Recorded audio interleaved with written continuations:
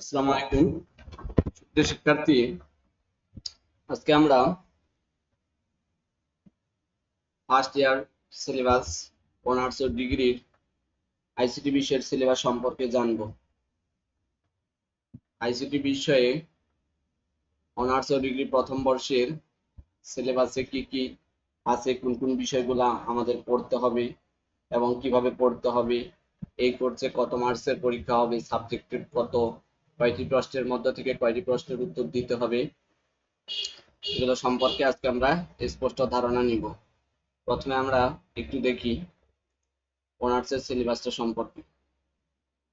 এটা হচ্ছে অনার্সের syllabus, information and communication technology, compulsory course for all student of undergraduate program. সবার জন্য এই কোর্সটা, অনার্স ও ডিগ্রি সবার প্রথম বর্ষের জন্য এই কোর্সটা বাধ্যতামূলক। তাহলে এটা হচ্ছে অনার্সের কোর্স। এটার কোর্স কোড হচ্ছে 219903, আর এটার ক্রেডিট হচ্ছে 3 মার্কস 75, মানে 75 মার্কের এটার উপর লিখিত পরীক্ষা হবে।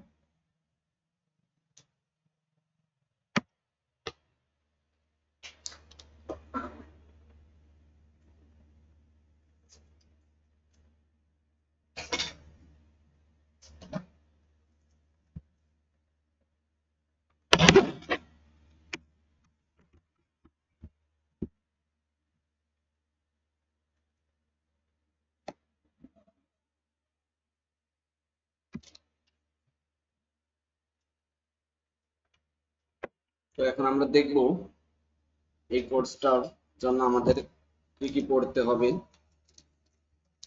এবং আমাদের সিলেবাসে কি কি আছে সেগুলো সম্পর্কে স্পষ্ট ধারণা নিব।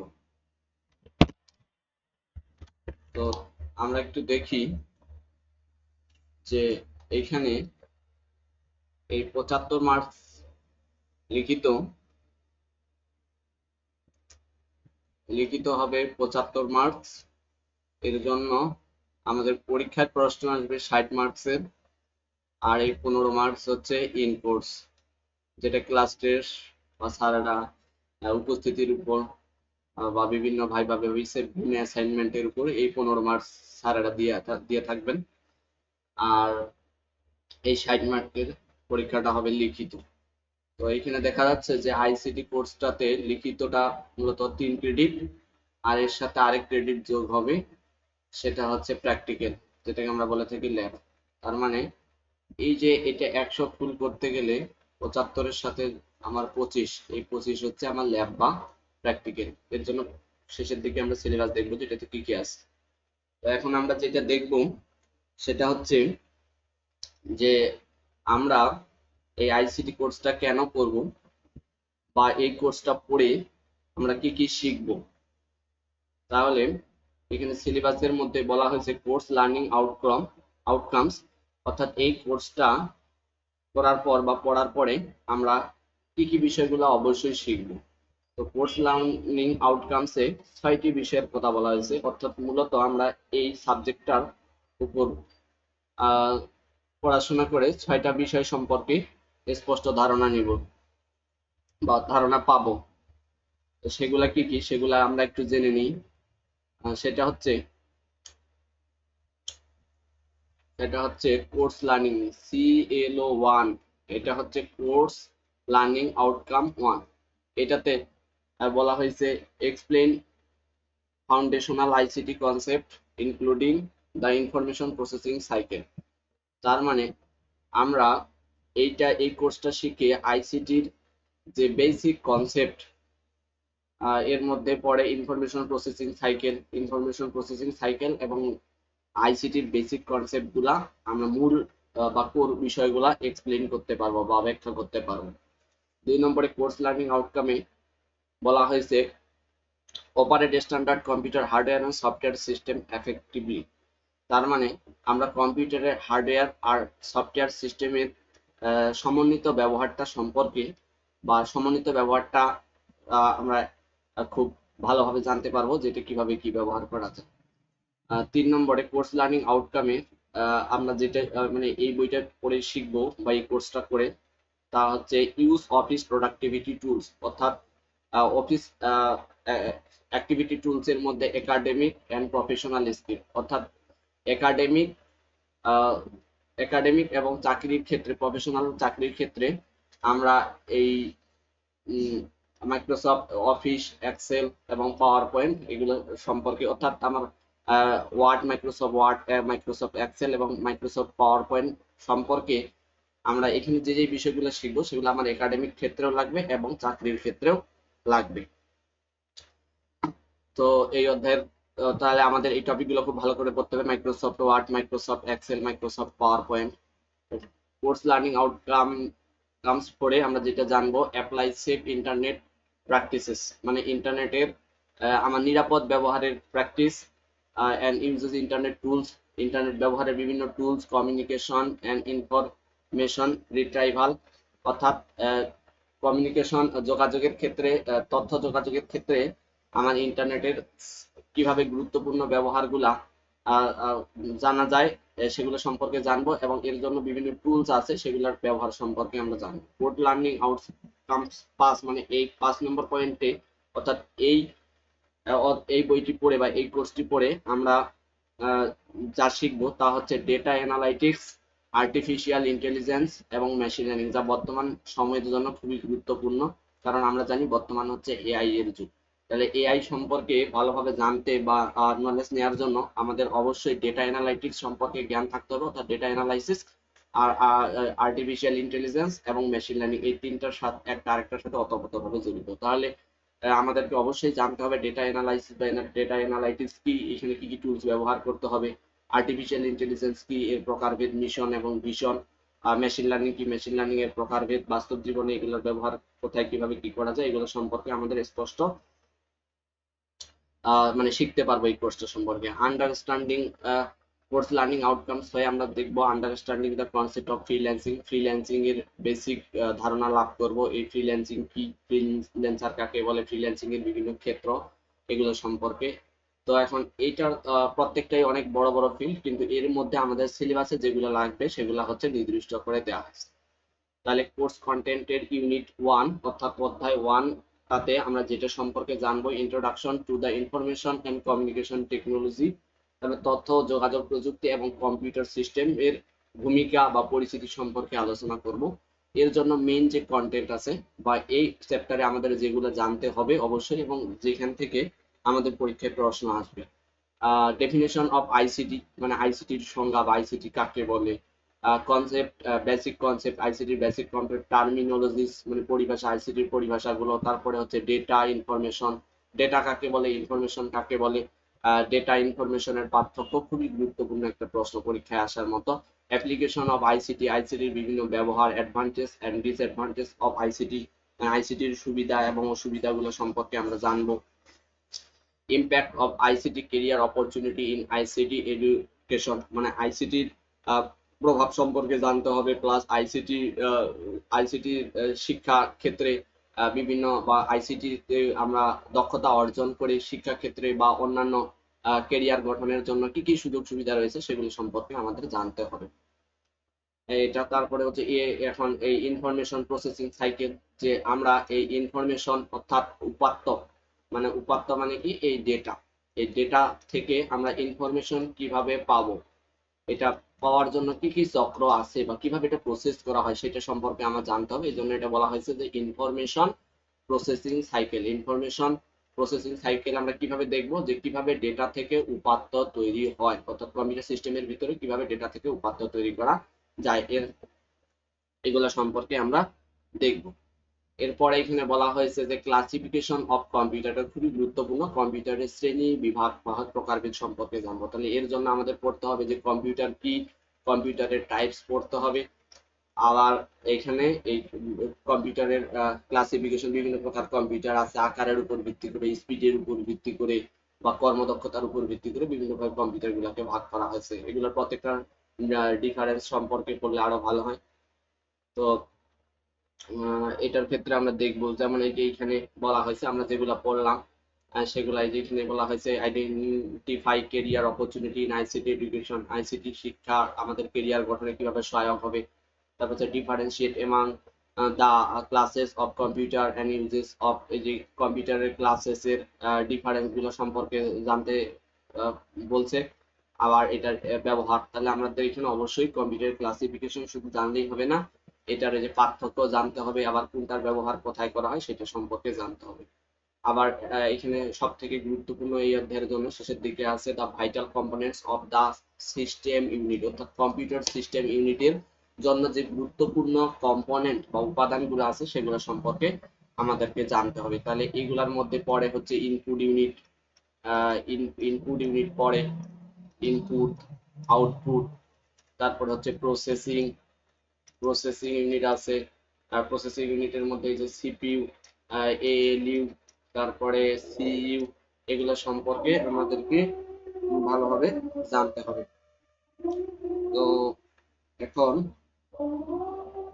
এগুলো আমরা জানবো।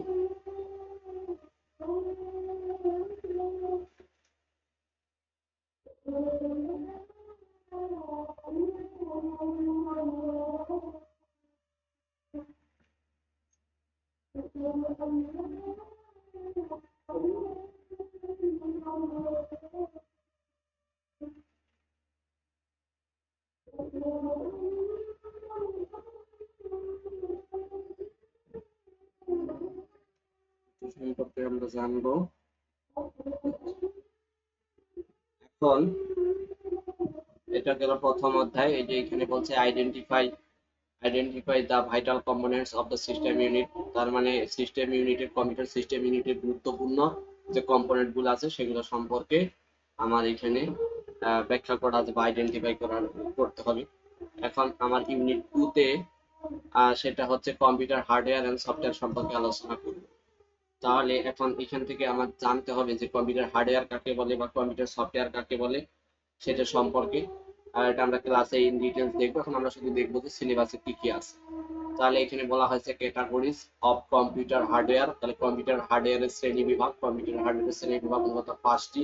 এটার মধ্যে পড়ে যে ইনপুট ডিভাইস, তারপর হচ্ছে প্রসেসিং ডিভাইস, তারপর হচ্ছে আউটপুট ডিভাইস, তারপর হচ্ছে স্টোরেজ ডিভাইস, এই 5টা সম্পর্কে এখানে আলোচনা করতে হবে। তারপর হচ্ছে কমিউনিকেশন ডিভাইস, যেগুলো হচ্ছে যোগাযোগের জন্য লাগে, সেগুলো সম্পর্কে আমরা জানতে হবে যে কমিউনিকেশন ডিভাইস কাকে বলে, বিভিন্ন প্রকার কমিউনিকেশন ডিভাইস সম্পর্কে আলোচনা করতে হবে।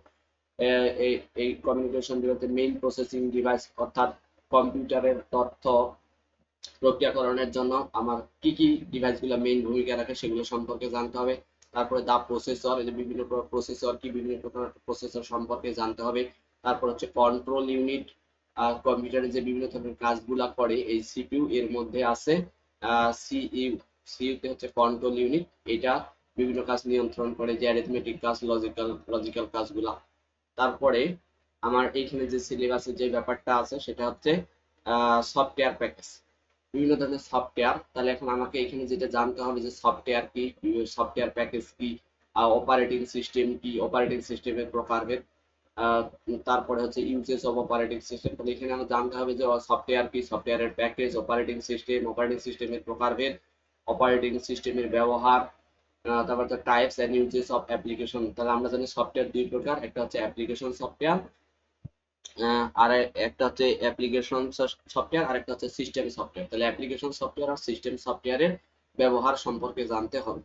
এডুকেশনাল সফটওয়্যার, শিক্ষার জন্য আমরা কি কি সফটওয়্যার ব্যবহার করে থাকি সেগুলো সম্পর্কে জানতে হবে। গেমের জন্য, গেম খেলার জন্য কি কি সফটওয়্যার লাগে সেগুলো, গ্রাফিক্স সফটওয়্যার, গ্রাফিক্স এর বিভিন্ন কাজের জন্য কি কি ধরনের সফটওয়্যার সম্পর্কে আমার জ্ঞান থাকতে হবে সেটা সম্পর্কে জানতে হবে। এরপরে আমরা যে এই কম্পিউটার আর হার্ডওয়্যারের মধ্যে সমন্বয় করি, হার্ডওয়্যার আর সফটওয়্যার সমন্বয় করে যে আমরা কম্পিউটারে কোনো কিছু প্রদর্শন করব বা ওয়েবসাইটে ঢুকে কোনো কিছু দেখবো, এই জন্য আমাদের কি লাগে, এই ব্রাউজার লাগে। এখানে বিভিন্ন ধরনের ব্রাউজার সম্পর্কে জানি, তবে সবচেয়ে সবাই আমরা এটার সাথে পরিচিত, সেটা হচ্ছে গুগল ক্রোম, এটা সব থেকে বেশি ব্যবহৃত হয়। এর বিকল্প হিসেবে অনেকে এটা আমরা ব্যবহার করে থাকি, মজিলা ফায়ারফক্স, তারপর হচ্ছে অপেরা, এটা, তারপর হচ্ছে এই যে ইন্টারনেট এক্সপ্লোরার, তারপর হচ্ছে ইন্টারনেট এক্সপ্লোরার ডবল এখানে সিলেবাসের মধ্যে দিয়ে রাখছে, মজিলা ফায়ারফক্স সম্পর্কে জানবো।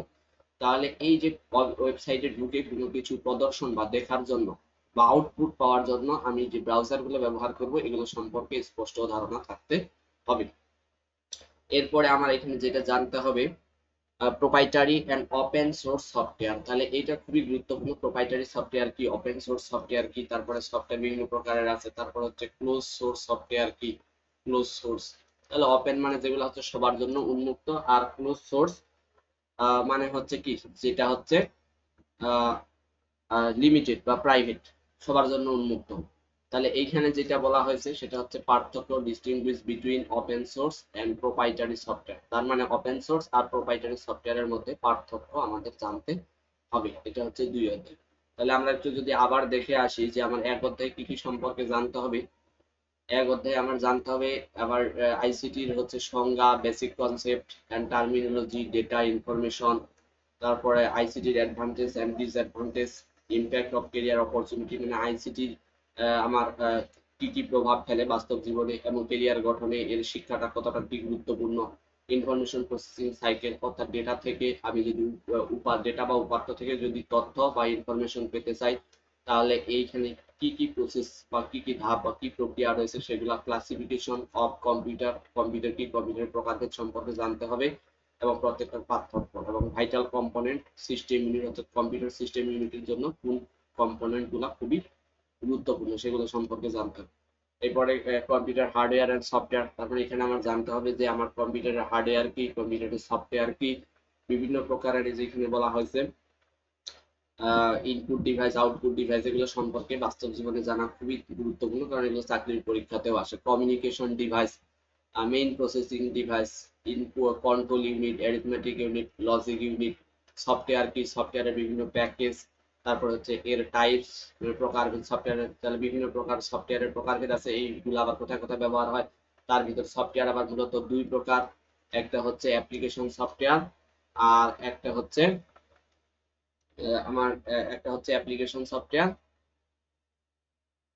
আর একটা হচ্ছে সিস্টেম সফটওয়্যার। একটা হচ্ছে সরাসরি সিপিইউর সাথে সম্পর্ক আছে একটা, আর একটা সরাসরি সিপিইউর সাথে সম্পর্ক নেই। এগুলো আমরা ক্লাসে বিস্তারিত জানবো।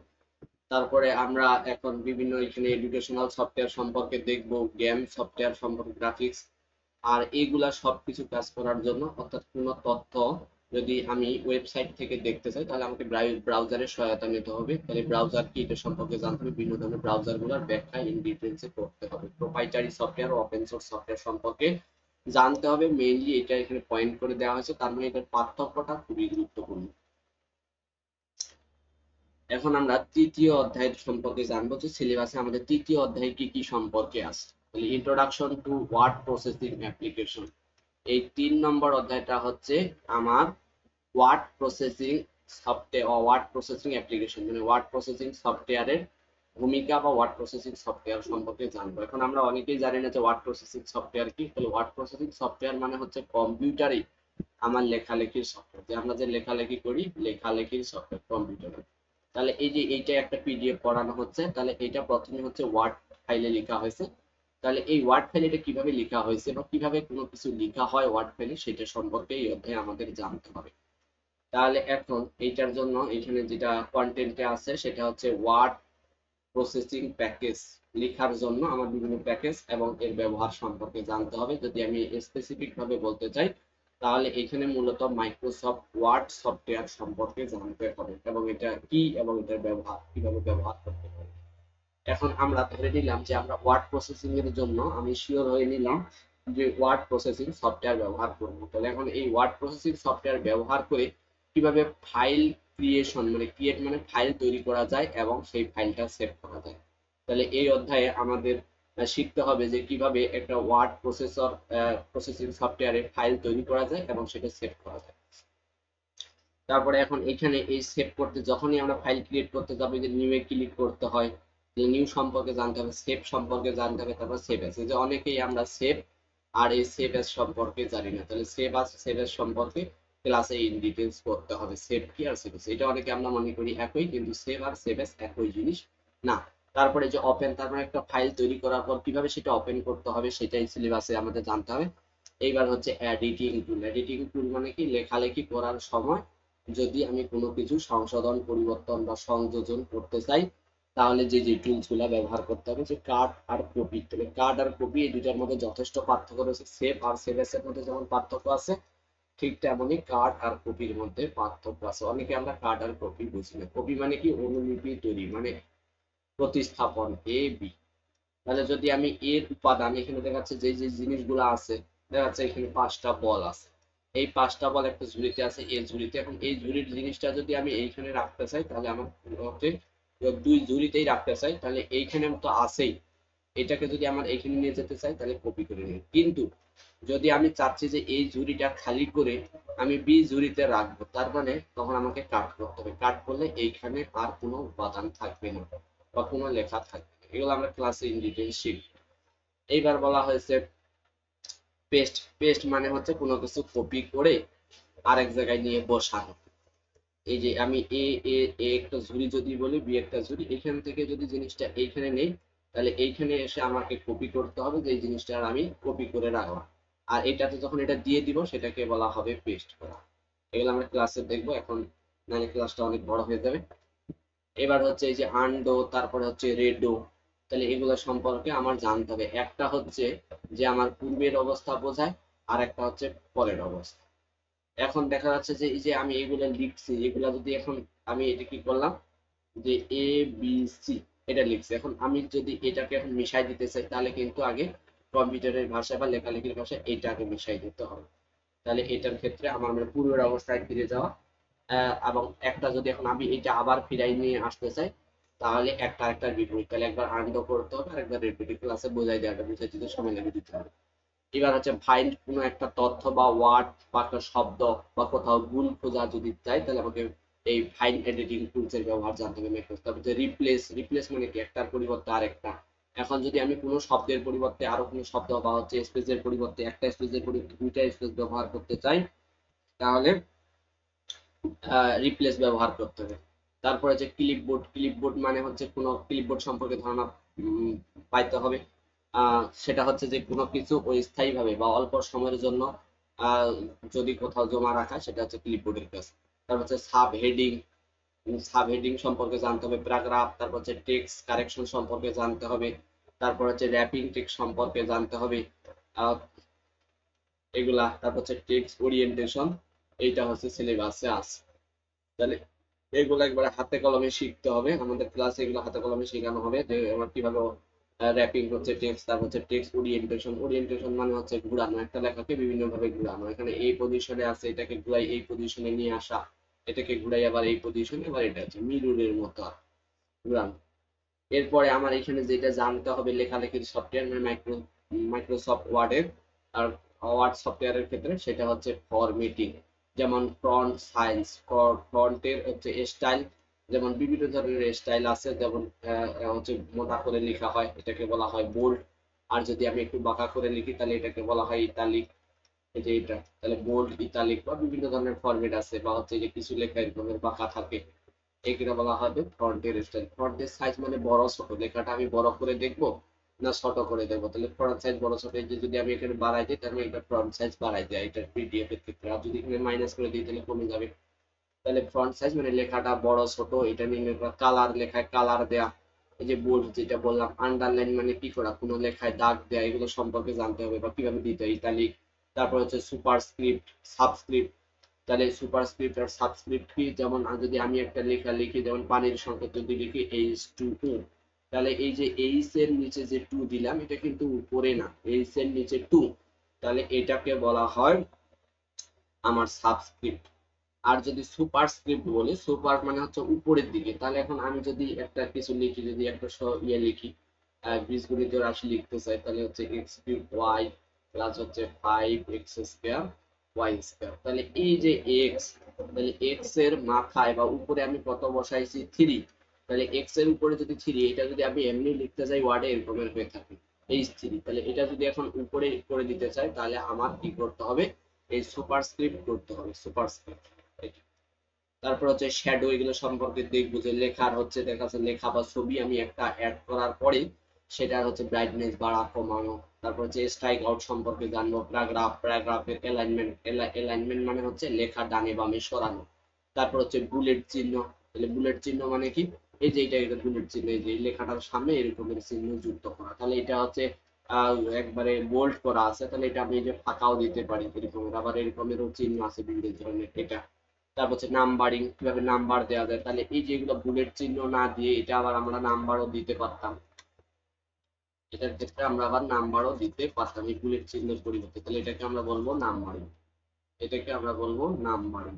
এটা এখানে আমি 1 দিতে পারতাম, 2 দিতে পারতাম, নাম্বারিং আছে। তারপর হচ্ছে ইনটেন্ট আছে, তারপর লাইন স্পেসিং, লাইনে যে লেখা, এই যে এই লেখা, এই যে একটা লেখার পরে আরেকটা লেখা, অর্থাৎ এই যে এটা একটা লাইন, এটা একটা লাইন, এর মাঝখানে আমরা বেশি ফাঁকাও দিতে পারবো, আবার ফাঁকা নাও রাখতে পারবো, তাহলে এটা আমরা 0 করতে পারবো, 1 করতে পারবো, 0.5 করতে পারবো, এটা লিখবো।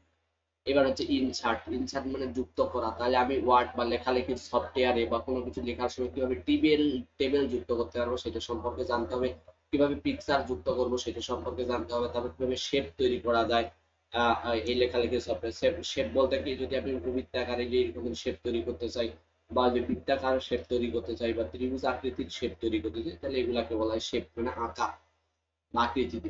তাহলে হচ্ছে স্মার্ট আর্ট, তাহলে স্মার্ট আর্ট মানে হচ্ছে কোনো লেখা সুন্দরভাবে দেখাচ্ছে যে আমি এইখানে কি করে দিলাম, অর্থাৎ আঁকা আঁকি সফটওয়্যার গুলো সম্পর্কে জানতে হবে, কিভাবে আমি লেখালেখির সফটওয়্যারে আঁকতে পারি, তারপর কিভাবে চার্ট তৈরি করতে পারি, তারপর হেডার দিতে পারি। হেডার মানে হচ্ছে কোনো একটা আমরা যদি পেজ লিখি, এই উপরের দিকে সবার আগে যেমন এই যে হেডার, যেমন এই যে আমি যদি এই যে এখানে দেখি যে এটার ক্ষেত্রে হেডার কোনটা হবে সেটা একটু দেখে আসি, যেমন এই যে এইখানে, এই যে এটা একটা পেজ বা পাতা, তাহলে এই যে সবার উপরে যে লেখা এটাকে বলা হয় হেডার।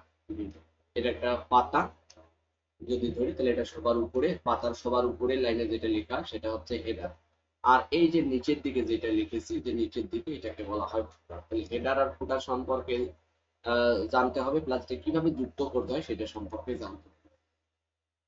আচ্ছা, তারপরে এখানে আমার যেটা জানতে হবে, এই যে হেডার ফুটারটা হচ্ছে পেজ নাম্বার, কিভাবে পেজ নাম্বার যুক্ত করতে হয়। তারপর হচ্ছে ওয়াটার আর্ট, ওয়াটার আর্ট, তাহলে ওয়াটার আর্ট জিনিসটা কি, ওয়াটার আর্ট জিনিসটা হচ্ছে যে কোনো একটা পেজ বা পাতা যদি থাকে, তাহলে ওইটার দেখা যাচ্ছে যে এটা যদি একটা পেজ বা পাতা হয়, অনেকে যে নিজের নাম চালাই দেয় এরকম বাঁকা করে লিখে, বুঝলে, ক্লাসে দেখাই দেওয়া হয়।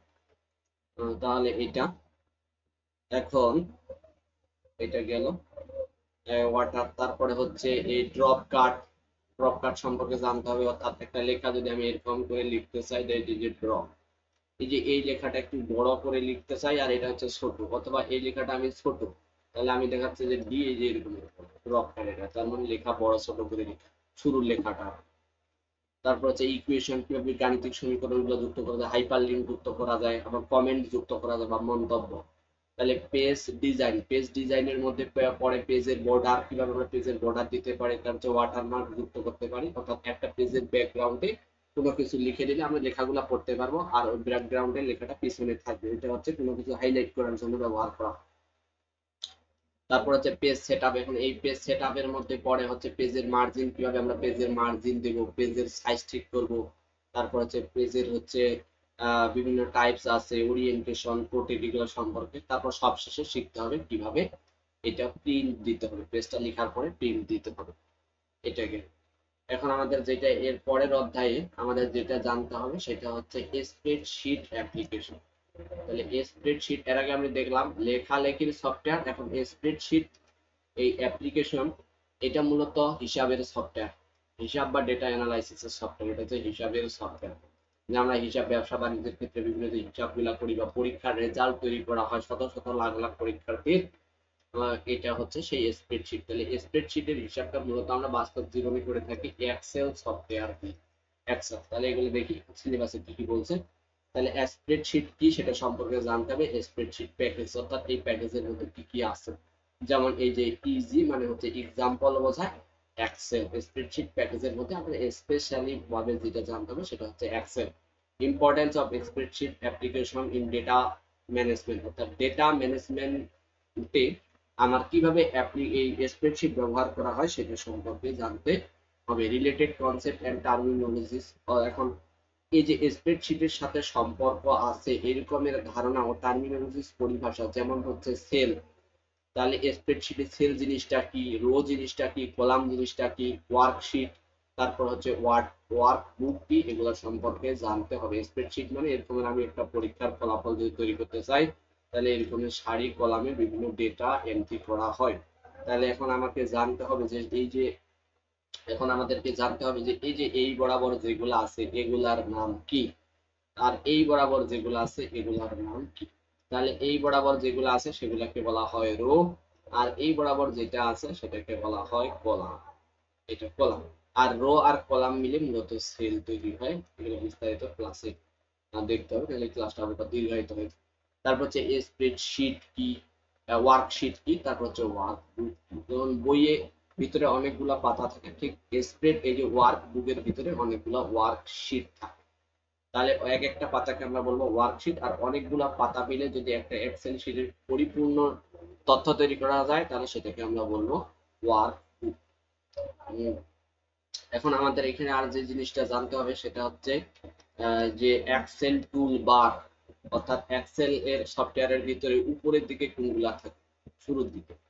তাহলে এক্সেল টুল বার, এক্সেল টুলবার সম্পর্কে জানতে হবে যে এই যে টুলস বার। তাহলে এখন এই এক্সেল ওপেন করে এটা ক্লাসে দেখাইতে হবে যে কোনটা টুলবার। এক্সেল সফটওয়্যারটা ওপেন করে দেখতে হবে কোনটা টুলবার। এখন টুলবারের ভিতরে থাকে হচ্ছে ফরম্যাটিং বার, তারপরে স্ট্যান্ডার্ড বার, আর হচ্ছে ফর্মুলা বার।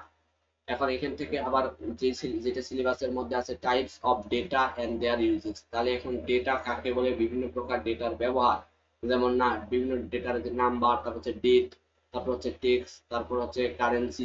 তাহলে এগুলা এক এক ধরনের ডেটার টাইপ। নাম্বার এক ধরনের, ডেট নেওয়ার জন্য এক ধরনের, টেক্সট মানে লেখালেখির জন্য বা শব্দ বা ভিডিও। তারপর এখানে বলছে creating and saving a worksheet, অর্থাৎ একটা ওয়ার্কশিট কিভাবে তৈরি করা যায় এবং কিভাবে সেভ করা যায় এগুলা সম্পর্কে জানতে হবে। ফর্মুলা এন্ড ফাংশন, এই এখন এই এক্সেলের বিভিন্ন এক্সেলে যে আমরা যোগ বিয়োগ গুণ ভাগ অর্থাৎ ক্যালকুলেশন করব এক্সেল, এই জন্য বিভিন্ন ফাংশন আছে। তাহলে এই ফাংশন গুলার মধ্যে পড়ে হচ্ছে অ্যাড, অ্যাড মানে হচ্ছে যোগের, তাহলে এখানে অ্যাড বলা হয় না, এখানে বলা হয় সাম। আর বিয়োগের জন্য ব্যবহার করা হয় সাব, আর গুণের জন্য ব্যবহার করা হয় প্রোডাক্ট, এরকম। তাহলে এগুলো সম্পর্কে আরো আছে, ভাগের জন্য একটা আছে। তাহলে এগুলো আমরা হচ্ছে ফর্মুলা বা ফাংশন বলবো। তারপর হচ্ছে সর্টিং, সর্টিং মানে কি, সাজানো। তাহলে অনেকগুলো ডেটা আমি যদি এখানে ডেটাবেস বা যে কোনো জায়গায় এই এক্সেল শিটে উঠাই, উঠানোর পরে ডেটাগুলো সাজানো। আবার সেইখান থেকে আমার প্রয়োজন অনুযায়ী বিভিন্ন শর্তে ডেটা খুঁজে বের করার জন্য আমার আবার ফিল্টারিং সম্পর্কে জানতে হবে। তারপর হচ্ছে ভ্যালিডেশন, তারপর হচ্ছে ক্রিয়েটিং দা পিভট টেবিল। তাহলে এই ভ্যালিডেশন এবং পিভট টেবিল সম্পর্কে আমাদের জানতে হবে। Formatting worksheet using formatting tools. এখন এই ওয়ার্কশিটকে ফরম্যাট করার জন্য বিভিন্ন ধরনের আবার আমার ফরম্যাটিং টুলস সম্পর্কে ধারণা থাকতে হবে। তারপরে হচ্ছে এই এক্সেল শিট থেকে কিভাবে চার্ট আর গ্রাফ তৈরি করা যায় সেটা সম্পর্কে জানতে হবে। এখন যদি আমার এক্সেল শিটটা পরিপূর্ণভাবে তৈরি হয়ে যায় তাহলে আমার এই শিটটা কিভাবে আমরা প্রিন্ট দিতে পারি, অর্থাৎ একটা কোনো কিছু বা পরীক্ষার রেজাল্ট আমি এক্সেল শিটে তৈরি করে বা কোনো কিছুর হিসাব আমি এক্সেল শিটে তৈরি করে সবশেষ হাতে বা হার্ড কপি পাওয়ার জন্য যে প্রিন্ট দেবো সেই প্রিন্টটা কিভাবে দেওয়া হয় সেটাও এই এইটা শিখতে হবে। এই কোর্সের ভিতরে এটা যুক্ত করা হয়েছে। এবার চ্যাপ্টার 5, সেটা হচ্ছে প্রেজেন্টেশন সফটওয়্যার। প্রেজেন্টেশন মানে কি, উপস্থাপন। উপস্থাপন, প্রেজেন্টেশন মানে উপস্থাপন, বা যদি আরো সহজ করে বলি তাহলে হচ্ছে প্রদর্শন। তাহলে কোনো কিছু যদি আমি কন্টেন্ট তৈরি করি, তাহলে কন্টেন্ট এখন কাকে বলে সেটা সম্পর্কে যদি জানি, তাহলে কন্টেন্ট হতে পারে কোনো কিছু অডিও, কোনো কিছু ভিডিও, টেক্সট, এগুলা। তাহলে এগুলা সম্পর্কে যদি আমি নতুন একটা ধারণা তৈরি করে বা একটা ক্লাস তৈরি করে যদি সেটা উপস্থাপন করতে চাই যে আমি এখানে কি কি করেছি, কি কি কাজগুলা মানে দেখানোর জন্য যে সফটওয়্যারটা ব্যবহার করা হয় সেটা হচ্ছে প্রেজেন্টেশন সফটওয়্যার। তাহলে প্রেজেন্টেশন সফটওয়্যারের মাধ্যমে কি আমরা ওয়ার্ড ফাইল বা এক্সেল তৈরি করে উপস্থাপন করতে পারবো বা সুন্দরভাবে দেখাতে পারবো, বা কোনো একটা ডকুমেন্ট তৈরি করে যদি সেটা আমি স্যারদের সামনে বা ক্লাসে বা আমি নিজে টিচার হয়ে যদি কাউকে দেখাতে চাই তাহলে আমাকে প্রেজেন্টেশন সফটওয়্যার লাগবে। তাহলে এখন এই অধ্যায়ের ভিতরে আমরা কি কি জানতে হবে, presentation application package. Presentation application package, তাহলে এই প্রেজেন্টেশন আমার ব্যবহারের যে প্যাকেজগুলো আছে সেগুলো সম্পর্কে। ডিভাইস ইউজ ফর প্রেজেন্টিং, মানে একটা প্রেজেন্টেশন তৈরি করতে গেলে কি কি ডিভাইস লাগবে, যেমন একটা কম্পিউটার লাগতে পারে, প্রজেক্টর লাগতে পারে, তারপরে হচ্ছে মাউস, কিবোর্ড, মনিটর, এগুলা বা ল্যাপটপ। তারপর বলছে ইম্পর্টেন্স অফ প্রেজেন্টেশন অ্যাপ্লিকেশন, তাহলে প্রেজেন্টেশন অ্যাপ্লিকেশনের গুরুত্ব সম্পর্কে জানতে হবে। প্রিন্সিপাল ফর ডিজাইনিং প্রেজেন্টেশন, এই প্রেজেন্টেশন ডিজাইন করার জন্য প্রিন্সিপাল বা বিভিন্ন কি নিয়ম কানুন বা নীতি এগুলো সম্পর্কে জানতে হবে। টার্মিনোলজি পরিভাষা, প্রেজেন্টেশনের পরিভাষা জানতে হবে, যেমন এর অ্যাপ্লিকেশন বিভিন্ন ব্যবহার, যেমন কিভাবে স্লাইড, তারপর স্লাইড তৈরি করা যায়, তারপর হচ্ছে ট্রানজিশন গুলা, তারপর হচ্ছে স্লাইড তৈরি করার পর কিভাবে স্লাইড শো করা যায় সেগুলো সম্পর্কে জানতে হবে। আর এখানে যে বিষয়গুলো আছে কমনলি ইউজ ফিচার, এগুলো সম্পর্কে জানতে হবে যে কমনলি ইউজ ফিচার কি কি আছে, অ্যাপ্লিকেশন উইন্ডোর, তাহলে এখন এর ভিতরে আমাদের যে টুল বার, তাহলে এটা হচ্ছে সেই প্রেজেন্টেশন সফটওয়্যারের ভিতরে, যেমন মাইক্রোসফট প্রেজেন্টেশন সফটওয়্যারের নাম হচ্ছে মাইক্রোসফট পাওয়ার পয়েন্ট, তাহলে এই মাইক্রোসফটের সংক্ষিপ্ত রূপ এমএস, আর এটা যে সফটওয়্যারটার নাম বলি তাহলে এটাকে বলবো আমার হচ্ছে পাওয়ার পয়েন্ট। তাহলে লেখা এই প্রেজেন্টেশন সফটওয়্যারের নাম হচ্ছে এমএস পাওয়ার পয়েন্ট বা মাইক্রোসফট পাওয়ার পয়েন্ট। এই মাইক্রোসফট পাওয়ার পয়েন্ট যদি আমরা ওপেন করি তখন এখানে আমার টুল বার পাবো, তাহলে কোনটা টুল বার এগুলো সম্পর্কে ধারণা পাইতে হবে। তারপরে ডিফারেন্ট প্রেজেন্টেশন ভিউ মডেলস, কিভাবে বিভিন্ন ধরনের প্রেজেন্টেশন উপস্থাপন করা যায় সেগুলো সম্পর্কে জানতে হবে, অর্থাৎ একই প্রেজেন্টেশন বিভিন্ন ভাবে উপস্থাপন করা যায় সেগুলো সম্পর্কে আমাদের জানতে হবে। এইটা এখন প্রিপেয়ার এ প্রেজেন্টেশন, তার মানে এখন প্রিপেয়ার এ প্রেজেন্টেশন মানে কিভাবে একটা প্রেজেন্টেশন প্রস্তুত করা যায়, তাহলে এর জন্য স্লাইড ক্রিয়েটিং, তাহলে স্লাইড ক্রিয়েট করতে হবে, তারপর স্লাইডটা যদি আমি নিজের মন মতো ডিজাইন করতে চাই তাহলে এডিট করতে হবে, তারপর হচ্ছে থিম যুক্ত করতে হবে, থিম এগুলো যুক্ত করলে হয়, না করলেও করলেও হবে, না করলেও হবে, ব্যাকগ্রাউন্ড যুক্ত করা যায়, তারপর ইনসার্টিং এলিমেন্ট, তাহলে একটা প্রেজেন্টেশন আমি দেখাবো সেটা ইমেজের হতে পারে, আবার অডিও হতে পারে, ভিডিও হতে পারে, হাইপারলিংক থাকতে পারে, টেবিল থাকতে পারে, স্মার্ট আর্ট থাকতে পারে, গ্রাফিক্স ইটিসি, যেমন একটা রিসার্চের প্রেজেন্টেশন এগুলো সব থাকে, অডিওটা সাধারণত থাকে না। তাহলে এই ইমেজ থাকতে পারে, যদি আমি একটা পরিপূর্ণ একটা অধ্যায় সম্পর্কে ডিটেলস লিখি তাহলে আমার এখানে ইমেজ যুক্ত করতে হয়, তারপরে হচ্ছে ভিডিওটা লাগে না, বা আমি একটা কন্টেন্টের ভিতরে এমন ভাবে প্রেজেন্টেশন দেবো যেটাতে আমার ইমেজ থাকতে পারে, অডিও থাকতে পারে, ভিডিও থাকতে পারে, হাইপারলিংক থাকতে পারে, টেবিল, স্মার্ট আর্ট, এগুলা গ্রাফ থাকতে পারে, তাহলে এগুলা কিভাবে করা যায় সেগুলো সম্পর্কে জানতে হবে। এগুলো কিন্তু মুখস্থের বিষয় না, এগুলো সফটওয়্যারে ঢুকে ক্লিক করে করে করতে হবে বা শিখতে হবে।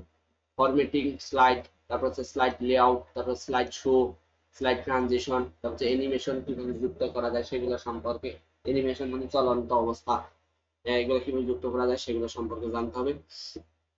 তারপরে হচ্ছে সিলেকশন অফ প্রিন্ট অপশন, তাহলে আমি একটা প্রেজেন্টেশন তৈরি করেছি, আমার রেডি, আমার প্রেজেন্টেশনটা কি রেডি, যদি আমার প্রেজেন্টেশন রেডি হয়, প্রিপেয়ার প্রিপেয়ার প্রস্তুত, যদি আমার রেডি বা প্রিপেয়ার্ড হয় তাহলে আমার এটা প্রিন্ট দিতে পারবো আমি হার্ড কপির জন্য, অর্থাৎ আমি প্রেজেন্টেশন যেটা দেবো সেটা যদি বইয়ের মতো করে হাতে নিয়ে পড়তে চাই তাহলে আমাকে প্রিন্ট দিতে হবে। এখন প্রিন্ট দিতে কি এখানে বিভিন্ন অপশন আছে, সেটা হচ্ছে entire presentation, specific slide, hand out page, note notes page, তারপর হচ্ছে আউটলাইন ভিউজ অফ স্লাইডস, এগুলো সম্পর্কে জানতে হবে এই অধ্যায়ে। এখন 6 নম্বরে যেটা সম্পর্কে জানতে হবে সেটা হচ্ছে প্রাইভেসি এন্ড সিকিউরিটি। তাহলে প্রাইভেসি এন্ড সিকিউরিটি, তাহলে এই প্রাইভেসি এন্ড সিকিউরিটি এই ব্যাপারটা আমার কার সাথে যুক্ত করব, আইসিটির সাথে, তাহলে আইসিটির সাথে আবার যুক্ত আছে কি আবার তথ্য, তার মানে তথ্যের প্রাইভেসি এবং সিকিউরিটি সম্পর্কে এখানে জানতে হবে। তাহলে এই জন্যই বলছে ইন্ট্রোডাকশন টু ইনফরমেশন সিকিউরিটি, তার মানে কি আমার তথ্যের সিকিউরিটির ভূমিকা সম্পর্কে জানতে হবে। এবার সাইবার ক্রাইম কাকে বলে, অর্থাৎ অনলাইনে যে অপরাধগুলো হয়ে থাকে, বাস্তব জীবনের অপরাধকে আমরা এমনি অপরাধ বলি, কিন্তু অনলাইনে যে অপরাধগুলো হয় সেটা হচ্ছে সাইবার ক্রাইম। তবে সাইবার ক্রাইম বিভিন্ন প্রকার আছে, তারপরে যে ডস আছে, ডেনিয়েল অফ সার্ভিসেস, এটা সম্পর্কে জানতে হবে। তারপরে ডিডস, এটা জানতে হবে, ডিস্ট্রিবিউটেড ডেনিয়েল অফ সার্ভিসেস সম্পর্কে জানতে হবে। তারপর হচ্ছে কি ম্যানেজমেন্ট, এগুলো সম্পর্কে, নিরাপত্তার জন্য বিভিন্ন ধরনের কি ব্যবহার করা হয় নেটওয়ার্ক সিকিউরিটিতে, এই কি গুলার সম্পর্কে জানতে হবে, কি গুলার ম্যানেজমেন্ট। ডিজিটাল সিগনেচার, নিরাপত্তার স্বার্থে কিভাবে ডিজিটাল সিগনেচার ব্যবহার করা হয়, সার্টিফিকেশন কিভাবে ব্যবহার করা হয়, প্রাইভেসি গোপনীয়তা কিভাবে মেনটেন করা হয়, ডেটা সিকিউরিটি, ডেটা নিরাপত্তা, ভালনারেবিলিটি সম্পর্কে জানতে হবে, থ্রেট এন্ড রিস্ক, যে আমি যখন এই তথ্য এক জায়গা থেকে আরেক জায়গায় পাঠাবো তখন আমার কি কি থ্রেট থাকতে পারে বা কি কি রিস্ক থাকতে পারে। তারপরে যে ম্যালওয়্যার আছে, এই ম্যালওয়্যার হচ্ছে এক ধরনের ক্ষতিকর সফটওয়্যার, এখন এই ম্যালওয়্যারটা সম্পর্কে জানতে হবে, এবং ম্যালওয়্যারের প্রকারভেদ, এটা খুবই গুরুত্বপূর্ণ। তারপরে হচ্ছে সোশ্যাল ইঞ্জিনিয়ারিং, সেটা সম্পর্কে জানতে হবে। হ্যাকিং খুবই গুরুত্বপূর্ণ একটা বিষয়। হ্যাকিং মানে হচ্ছে কারো অনুমতি ছাড়া ওয়েবসাইট হতে পারে, আইডি হতে পারে, ইমেল হতে পারে, ঢুকে কারো কি অনুমতি ছাড়া কি তার তথ্য হাতিয়ে নেওয়া বা তার অ্যাক্সেস নেওয়া। তারপরে হচ্ছে প্লেজারিজম। প্লেজারিজম মানে হচ্ছে কি চর্যাবৃত্তি যেটাকে বলা হয়, তার মানে অন্যের কোনো কিছু চুরি করা, লেখালেখি, এটা। তারপর হচ্ছে ফিশিং। ফিশিং মানে হচ্ছে ফাঁদ পেতে কারো কি তথ্য হাতিয়ে নেওয়া। তারপরে হচ্ছে সফটওয়্যার পাইরেসি। সফটওয়্যার পাইরেসি মানে কি একটা অরিজিনাল সফটওয়্যারের মতো আরেকটা কপি সফটওয়্যার তৈরি করা। তাহলে এটা এক ধরনের অপরাধ, এই জন্য এটা সাইবার ক্রাইমের মধ্যে পড়ে। তারপর হচ্ছে ওয়ার্মস, ভাইরাস, এগুলা হচ্ছে মূলত কম্পিউটারের ভাইরাসের নাম বা ক্ষতিকর সফটওয়্যার। ভাইরাস এক ধরনের সফটওয়্যার যা মানুষ তৈরি করছে। কোন ধরনের মানুষ? অসৎ মানুষ। তারপর হচ্ছে স্পাম, তারপর হচ্ছে adware, malware, spyware, antivirus software, এগুলো সব হচ্ছে ক্ষতিকর সফটওয়্যার, এটা। তারপর ethics in digital world, digital world. তাহলে এখন এই ইথিক্স বিভিন্ন ধরনের কি নীতি গুলা সম্পর্কে জানতে হবে ডিজিটাল নিরাপত্তার জন্য। ডিজিটাল মানে বর্তমান বিশ্বে, ডিজিটাল বিশ্বে কি কি নীতি আছে বা কি কি নিয়ম নীতি আছে সেগুলো সম্পর্কে আমাদেরকে জানতে হবে, এটা সম্পর্কে জানতে হবে। তাহলে এখন এটা আমরা মোটামুটি বুঝলাম যে আমার চ্যাপ্টার 6টা হচ্ছে ডেটার নিরাপত্তার জন্য কি কি দরকার সেগুলো পড়তে হবে। তারপর সাইবার সিকিউরিটি কি, হ্যাকিং কি, এগুলো সম্পর্কে বা ক্ষতিকর সফটওয়্যার, ম্যালওয়্যার, এইগুলো সম্পর্কে আমাদের অবশ্যই ধারণা থাকতে হবে। বাস্তব জীবনে নিজের মোবাইল বা কম্পিউটার নিরাপত্তার স্বার্থে এগুলো জানা দরকার। তারপরে এখন এই যে এগুলা তো আমরা দেখতে পাচ্ছি যেগুলো দরকার, এখন এর জন্য আবার এখানে যে সিকিউরিটি টুলস, তাহলে এই ডেটার নিরাপত্তা বা আমাদের মোবাইলের, ল্যাপটপের নিরাপত্তার জন্য আমরা কি কি টুলস ব্যবহার করতে পারি সেগুলো সম্পর্কে জানতে হবে। এরপরে অধ্যায় 7, using the internet to communicate and accessing information. তার মানে ইন্টারনেটের নিরাপদ ব্যবহার যোগাযোগের ক্ষেত্রে বা তথ্য গ্রহণের ক্ষেত্রে, এগুলো সম্পর্কে এই অধ্যায়ে আমরা জানবো বা জানার দরকার। তাহলে এখন এই জন্য এখানে সিলেবাসে কি কি বিষয়গুলো আছে সেগুলো সম্পর্কে আমরা একটু দেখি। সেটা হচ্ছে সেটা হচ্ছে যে এটা এখন এটার জন্য আমার প্রথম যেটা জানতে হবে সেটা হচ্ছে ইন্টারনেট কি। তারপরে হচ্ছে ইন্টারনেট, তারপর হচ্ছে এক্সট্রানেট, ইন্টারনেট, ইন্ট্রানেট। ইন্টারনেট এবং এক্সট্রানেট, এই তিনটা সম্পর্কে জানতে হবে। আইপি অ্যাড্রেস সম্পর্কে জানতে হবে। মাস্কিং কি এটা সম্পর্কে জানতে হবে। তারপর হচ্ছে ম্যাক অ্যাড্রেস, ইন্টারনেট সার্ভিস, এগুলো সিলেবাসে আছে। Internet services, OSI reference model, তারপরে হচ্ছে টিসিপি অর আইপি যে প্রোটোকল আছে সেগুলো, যে প্রোটোকল স্ট্যাক। তারপরে খুবই গুরুত্বপূর্ণ IPv4, তার মানে ইন্টারনেট প্রোটোকল ভার্সন 4 ও ইন্টারনেট প্রোটোকল ভার্সন 6, এটা কি এবং এটার পার্থক্যটা পরীক্ষায় আসার সময় খুবই বেশি। তারপর হচ্ছে সাবনেট মাস্কিং কি, ম্যাক অ্যাড্রেস, তারপর হচ্ছে internet services, network configuration and troubleshooting, এগুলো নেটওয়ার্ক কিভাবে কনফিগারেশন করে, ট্রাবল শুটিং মানে হার্ডওয়্যারের প্রবলেমগুলো, ওয়াইফাই কি কিভাবে কাজ করে, ওয়াইফাই এর বিভিন্ন মডেল আছে, ব্যান্ড, ব্রডব্যান্ড, ইমেল ইউজেস, তারপরে rules and regulation in the use of internet, ইন্টারনেটের বিভিন্ন নিয়ম কানুন চালানোর, স্পাম আনসলিসিটেড ইমেলস, এই যে এখন এই যে ইমেইলে স্পাম আসে, এগুলো সম্পর্কে জানতে হবে। তারপর হচ্ছে পিপলস প্রাইভেসি, তারপর হচ্ছে ইন্টেলেকচুয়াল প্রপার্টি রাইটস, এগুলো সম্পর্কে জানতে হবে নিরাপত্তার জন্য, এই ইন্টারনেটের নিরাপদ ব্যবহারের জন্য বা যোগাযোগের জন্য। এখন ইমেইলের ক্ষেত্রে খুবই গুরুত্বপূর্ণ, এটা পরীক্ষা আসতে পারে। Creating an email address account, কিভাবে একটা ইমেইলের অ্যাড্রেস খোলা যায় বা তৈরি করা যায়। তারপরে হচ্ছে অ্যাক্সেসিং ইমেইল মেসেজ, কিভাবে সেন্ড করা যায়, তারপর হচ্ছে অ্যাক্সেস করা যায়, অ্যাটাচমেন্ট ডকুমেন্ট, কিভাবে এই ইমেইলে অ্যাটাচমেন্ট ডকুমেন্ট, এগুলো সব ক্লাসে মানে ক্লিক করে করে বা হাতে নাতে এগুলো শেখানো হবে।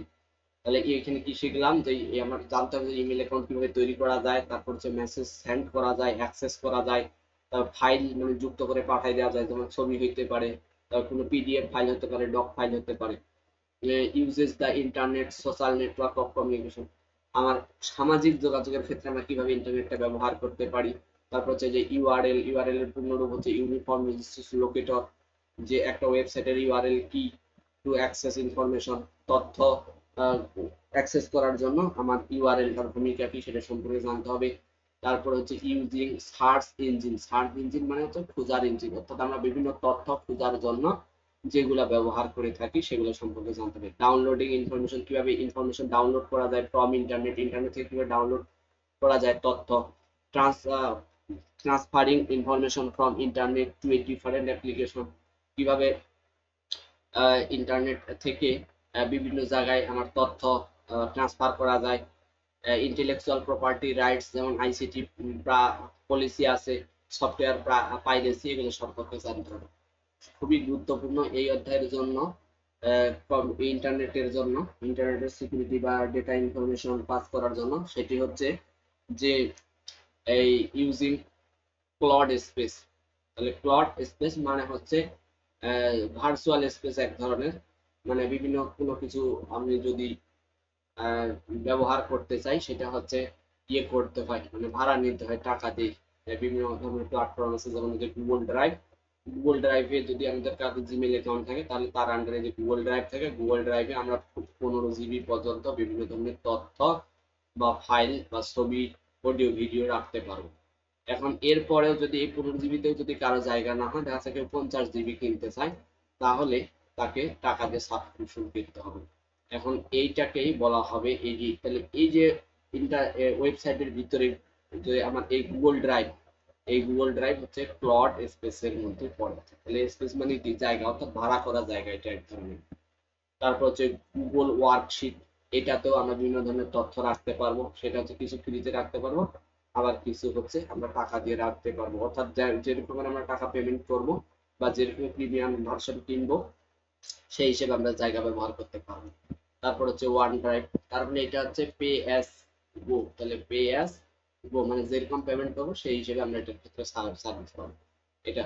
তাহলে এটারই আরো যেমন আমরা সবাই এটা পরিচিত গুগল ড্রাইভ, গুগল ওয়ার্কশিট সম্পর্কে মোটামুটি জানি, কিন্তু যে ওয়ান ড্রাইভ সম্পর্কে আমরা অনেকে জানি না। তারপর হচ্ছে ড্রপ বক্স, তাহলে এগুলো সব একই ধরনের কাজে ব্যবহার করা হয়।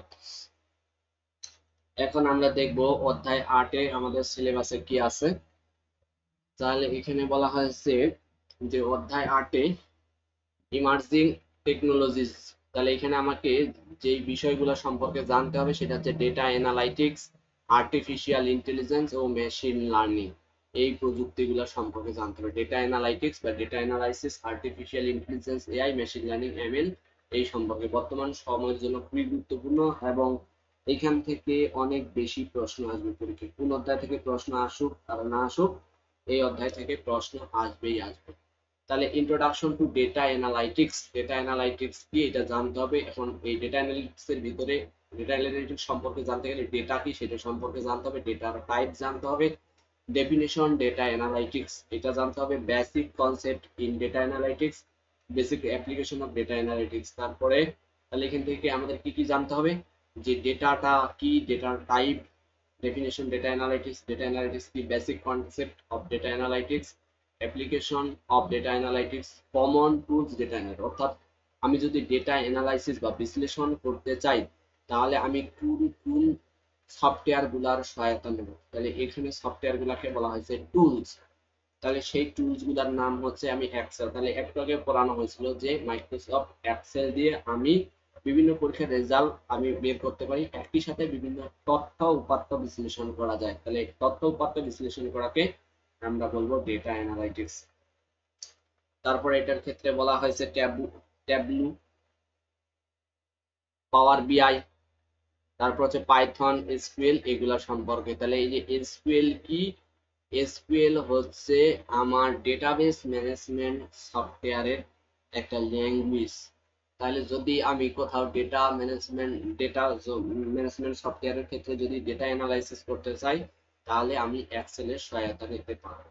এরপরে যেটা বলা হয়েছে আর্টিফিশিয়াল ইন্টেলিজেন্স, এআই, তাহলে এটা ডিফাইন্ড এআই মানে আর্টিফিশিয়াল ইন্টেলিজেন্স কাকে বলে, অবজেক্টিভ মানে এর ব্যবহার, যা আর্টিফিশিয়াল ইন্টেলিজেন্সটা আমি কোথায় কোথায় ব্যবহার করতে পারি, এর ক্যাপাবিলিটিস মানে এর সক্ষমতা সম্পর্কে জানতে হবে। এআই অ্যাপ্লিকেশন, বিভিন্ন ব্যবহার, যে এআইটা আমি কোথায় ব্যবহার করতে পারি, এনপিএল মানে হচ্ছে natural language processing, natural language processing, natural language processing, natural language processing, এটা সম্পর্কে আমাদের জানতে হবে। তবে ইমেজ রিকগনিশন, অর্থাৎ কারো ফেস দেখে ফেস রিকগনিশনও বলা যায়, যে ফেস দেখে সে বুঝতে পারা, যেমন আমরা যদি ফেস লক দিয়ে থাকি তাহলে এটা অবশ্যই এআই এর মধ্যে পড়ে। প্রেডিক্টিভ অ্যানালাইসিস মানে ভবিষ্যদ্বাণীর ক্ষেত্রে বিভিন্ন তথ্য উপাত্ত ব্যবহার করে যদি আমি পূর্বের কোনো কিছু সম্পর্কে আগেই মতামত দিতে চাই তাহলে আমার প্রেডিক্টিভ অ্যানালাইসিস করতে হবে। রিকমেন্ডার সিস্টেম সম্পর্কে জানতে হবে। তারপর রোবোটিক্স খুবই গুরুত্বপূর্ণ, এআই এর একটা ফিল্ড হচ্ছে রোবোটিক্স। আর এআই এর বিভিন্ন তথ্য উপাত্ত বিশ্লেষণ করার জন্য বিভিন্ন টুলস আছে, যেমন হচ্ছে ওপেন এআই, এই যে জিপিটি আমরা যেটা ব্যবহার করে থাকি সেটা হচ্ছে ওপেন এআই বা চ্যাট জিপিটি যেটা ব্যবহার করে থাকি সেটা সম্পর্কে বলা হয়েছে। টেনসর ফ্লো, পাই পাইটাস, এটা তারপর হচ্ছে কেরাস,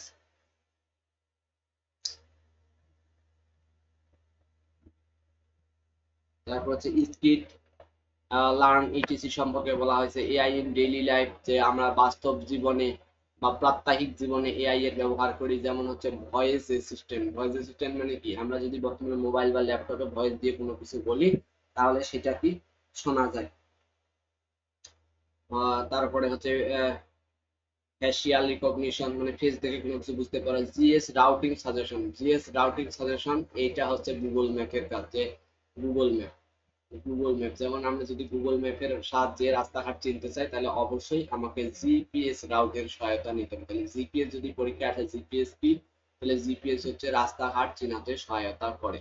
তারপর হচ্ছে চ্যাটবট ইটিটি, তাহলে চ্যাটবট সম্পর্কে আমরা জানি সেটা হচ্ছে যে কি, যদি আমি কোনো এক জায়গায় উপস্থিত নাই কিন্তু আমি এআই এর মাধ্যমে যদি কারোর সাথে চ্যাটিং করতে চাই বা কমেন্ট লিখতে চাই সেটা আমাকে কার সহায়তা নিতে হবে, চ্যাটবট। যেমন এই যে আমরা বর্তমানে দেখি রবি বা হচ্ছে এই যে গ্রামীণ ফোনের যে বিভিন্ন অপারেটর আছে জিপি, এদের যদি আমরা অ্যাপসে ঢুকি বা হচ্ছে এই মেসেঞ্জার গ্রুপে ঢুকি তাহলে এখানে সবসময় ওদের লোক থাকে না, তাহলে ওই চ্যাটবট উত্তর দেয় যে অটোমেটিক কি বলতে হবে না বলতে হবে, আর যদি না পারে তাহলে বলে দেয় যে এখন অ্যাভেলেবেল কেউ নেই। এখন এটার ক্ষেত্রে এখন আমার যেটা মেশিন লার্নিং খুবই গুরুত্বপূর্ণ, এখান থেকে প্রশ্ন আসবেই। তাহলে ডিফাইন মেশিন লার্নিং কি, হাউ ইট ওয়ার্কস, এটা কিভাবে কাজ করে, classification of machine learning, machine learning এর শ্রেণীবিভাগ, application of machine learning, machine learning এর বিভিন্ন ব্যবহার এবং কমন প্ল্যাটফর্ম, এই যে কমন এমএল প্ল্যাটফর্ম যেমন টিচেবল মেশিন শিক্ষামূলক, তারপর হচ্ছে টেনসর ফ্লো, তারপর হচ্ছে পাইটাস, মাইক্রোসফট অ্যাজুর মেশিন লার্নিং ইত্যাদি সম্পর্কে জানতে হবে। এইটা এটা হচ্ছে প্ল্যাটফর্ম। তাহলে পরীক্ষা আসতে হচ্ছে মেশিন লার্নিং কি, মেশিন লার্নিং এর প্রকারভেদ আলোচনা করো, অথবা মেশিন লার্নিং কোথায় কোথায় ব্যবহার করা হয় বাস্তব জীবনে, তার অথবা আসতে পারে যে মেশিন লার্নিং এর কমন প্ল্যাটফর্ম গুলো সম্পর্কে লিখো। তাহলে এটা সম্পর্কে জানতে হবে। Relationship between data analytics and AI and machine learning. এখন আমরা দেখলাম যে আমার প্রথমে জানতে হবে যে ডেটা অ্যানালাইটিক্স কি, তারপর হচ্ছে এআই আর্টিফিশিয়াল ইন্টেলিজেন্স কি, এমএল হচ্ছে মেশিন লার্নিং কি, এইটার ভিতরে আবার সম্পর্ক একজন আরেকজনের সাথে কিভাবে সম্পর্কিত বা একজন আরেকজনের সাথে ওতপ্রোতভাবে জড়িত সেটা সম্পর্কে জানতে হবে। এবার বেনিফিটস এন্ড চ্যালেঞ্জিং, তার মানে সুবিধাগুলো জানতে হবে, এগুলো প্রত্যেকটার আলাদা করে সুবিধা জানতে হবে এবং এখানে কি কি চ্যালেঞ্জ আছে, অর্থাৎ ডেটা অ্যানালিসিস করতে গেলে আমি কি কি বাধার সম্মুখীন হবো বা চ্যালেঞ্জের সম্মুখীন হবো সেগুলো, তবে এআই এর সুবিধা নিতে গেলে আমি কি কি বাধার সম্মুখীন হবো সেগুলো সম্পর্কে জানতে হবে। তারপরে এই মেশিন লার্নিং এর ক্ষেত্রেও একইভাবে যে মেশিন লার্নিং এর আমি কি কি সুবিধা পাই, মেশিন লার্নিং এর কাজ করতে গেলে বা এর সুবিধা নিতে গেলে কি কি সমস্যার সম্মুখীন হতে পারি বা বাস্তব জীবনে কি কি চ্যালেঞ্জ আসতে পারে সেগুলো সম্পর্কে জানতে পারি। এবার হচ্ছে future Trends and career path, তার মানে আমি এই ডেটা অ্যানালাইটিক্স তারপর হচ্ছে এআই তারপর হচ্ছে মেশিন লার্নিং শিখে এইটা আমার ভবিষ্যতে কি কি কাজে লাগবে বা কেরিয়ার গঠনে কি কি সুবিধা দিতে পারে বা কি কি সুবিধা পেতে পারি সেটা সম্পর্কে জানতে হবে। খুবই গুরুত্বপূর্ণ পরীক্ষায় আসার মতো একটা প্রশ্ন। এই যে এখানে আছে recognise current trends and career opportunity in this field, মানে এআই ডেটা অ্যানালাইটিক্স এবং মেশিন লার্নিং আমার কেরিয়ার অপরচুনিটি মানে কেরিয়ারের সুযোগ সুবিধার জন্য কি কি ক্ষেত্র তৈরি করে দিতে পারে বা কারেন্ট ট্রেন্ডস বর্তমানে এগুলার মাধ্যমে কি কি সুযোগ সুবিধা পাওয়া যাচ্ছে বা কিভাবে কেরিয়ারটা এদিকে ডেভেলপ করা যায় সেগুলো সম্পর্কে জানতে হবে। লাস্ট সেটা হচ্ছে ইন্ট্রোডাকশন অফ ফ্রিল্যান্সিং, মানে ফ্রিল্যান্সিং এর ভূমিকা জানতে হবে। তাহলে বর্তমান ফ্রিল্যান্সিং খুবই একটা গুরুত্বপূর্ণ, বাংলাদেশ ফ্রিল্যান্সিং সেক্টরে অনেক ভালো অবস্থায় আছে। ফ্রিল্যান্সিং এটা, তাহলে এটা বলছে ফ্রিল্যান্সিং বা যেটাকে অনেকে আউটসোর্সিং বলে থাকে। ইন্ট্রোডাকশন এন্ড বেসিক কনসেপ্ট, তার মানে ফ্রিল্যান্সিং ইন্ট্রোডাকশন ভূমিকা এবং basic concept. Field of freelancing, freelancing এর বিভিন্ন ক্ষেত্র। এসেনশিয়াল স্কিল এন্ড প্রিপারেশন, অর্থাৎ কেউ যদি ফ্রিল্যান্সার হতে চায়, ফ্রিল্যান্সার হয়ে যদি বৈদেশিক মুদ্রা বা ইনকাম করতে চায়, তাহলে আমার এখানে কি কি দক্ষতা অর্জন করতে হবে, এর জন্য কি কি প্রস্তুতি নেওয়া উচিত সেগুলো সম্পর্কে জানতে হবে। Introduction to freelancing market place, মানে এই ফ্রিল্যান্সিং এর মার্কেট প্লেস কি, বিভিন্ন ধরনের মার্কেট প্লেস সম্পর্কে আলোচনা করতে হবে, যে বর্তমানে ফ্রিল্যান্সিং এর কি কি ক্ষেত্র আছে, মানে কোন কোন ফিল্ডে কাজ করা যায়। যেমন হচ্ছে আছে হচ্ছে ওয়েব ডিজাইন, তারপর হচ্ছে গ্রাফিক্স ডিজাইন, বিভিন্ন ধরনের কাজ অনেকে করে থাকে। এখন এই ফ্রিল্যান্সিং, একজন যদি ফ্রিল্যান্সার হতে চায় তাহলে তার কি অবশ্যই কিছু আমার দক্ষতা থাকতে হবে এবং প্রস্তুতি নিয়ে দক্ষতা অর্জন করতে হবে। তারপর তার মার্কেট প্লেস সম্পর্কে ধারণা থাকতে হবে। যখন কেউ এই ফ্রিল্যান্সিং করার জন্য প্রিপারেশন নেবে, এবং তার মানে কি, যখনই আমার প্রিপারেশন হয়ে যাবে, প্রিপারেশন প্লাস স্কিল মানে প্রস্তুতি ও দক্ষতা দুইটাই হয়ে যাবে, তখন তাকে একটা প্রোফাইল তৈরি করতে হবে, তখন তাকে একটা প্রোফাইল তৈরি করতে হবে। যেমন আমাদের ফেসবুক প্রোফাইলে আমাদের সম্পর্কে লিখে দেওয়া থাকে যে আমরা কোথায় পড়ালেখা করি, বাসা কত, বা অনেক এইটিসি। ঠিক একইভাবে একজন প্রিপেয়ার্ড এবং স্কিলফুল যদি ফ্রিল্যান্সার, এখন এটা বিভিন্ন ধরনের আছে, অ্যাপস আছে বা ওয়েবসাইট আছে, সেগুলাতে প্রোফাইল মানে ফেসবুক আইডি যেভাবে খোলা হয় সেইভাবে এই ক্রিয়েটিং প্রোফাইল এবং পোর্টফোলিও তৈরি করা হয়। তার মানে একজন ফ্রিল্যান্সার কি ধরনের কাজ করে, বা এক বাইরের একজন যে কাজ দেবে সেটা কিসের উপর ভিত্তি করে দেবে, এই নিশ্চয়ই প্রোফাইল আর পোর্টফোলিও দেখবে। তাহলে সেখানে লেখা থাকবে যে তার বয়স কেমন, তার নাম, তার লোকেশন কোথায়, সে কি কি ধরনের কাজে এক্সপার্ট। দেখা যাচ্ছে একজন বাড়ির ডিজাইন করার জন্য এক্সপার্ট, তাহলে যদি কারো বাড়ির ডিজাইন করার প্রয়োজন হয় তাহলে তার কাছে সে নক দিয়ে বা হচ্ছে কাজের অফার। এই জন্য যে সে কি ধরনের কাজ করে বা অর্থাৎ তার পরিচয়, সেটাই হচ্ছে পোর্টফোলিও।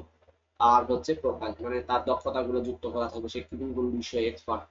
এবার হচ্ছে আর্নিং এন্ড ট্রানজেকশন প্রসেস। এখন ফ্রিল্যান্সার দেখা যাচ্ছে বিদেশি কোনো আহ, আহ, ইয়ের প্রতিষ্ঠানের কাজ নিয়েছে বা ব্যক্তির কাজ নিয়েছে, তাহলে তাকে বিভিন্ন ভাবে পেমেন্ট করে থাকে, বিভিন্ন মাধ্যম আছে, ব্যাংকের মাধ্যমে।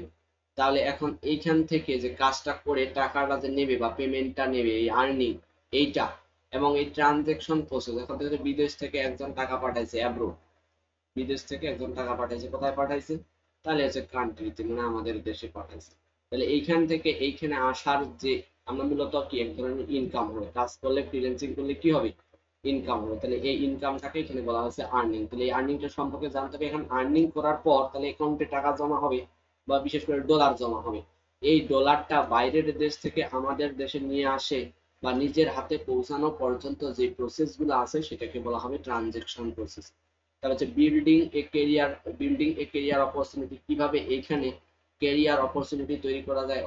আর তারপর যেটা বলছে যে চ্যালেঞ্জেস ও সলিউশন, ফ্রিল্যান্সিং করতে গেলে কি কি বাধার সম্মুখীন বা কি কি সমস্যার সম্মুখীন হতে পারি সেগুলো সম্পর্কে জানতে হবে, এবং সেই সমস্যাগুলো উত্তরণের জন্য আমাদের সমাধানও খুঁজতে হবে। কেউ এখন এই সমস্যার শুরুর সময় অনেক সমস্যার সম্মুখীন হবে, এখন এই সমস্যাগুলো পড়ার পরে কেউ যদি সমাধান না জানে তাহলে তার ফ্রিল্যান্সার হয়ে ওঠা আর হবে না। তাহলে এগুলো সম্পর্কে খুব ভালোভাবে জানতে হবে। তাহলে আমাদের এইখানে গেল যেটা হচ্ছে অনার্স এর সিলেবাস ছিল। এখন অনার্স এর আর এখন আমরা যেটা দেখবো সেটা হচ্ছে ডিগ্রির সিলেবাস, একবারে 99% একই অনার্স এর আর ডিগ্রির। এখন আমরা যে সিলেবাসটা দেখবো সেটা হচ্ছে আমার ডিগ্রির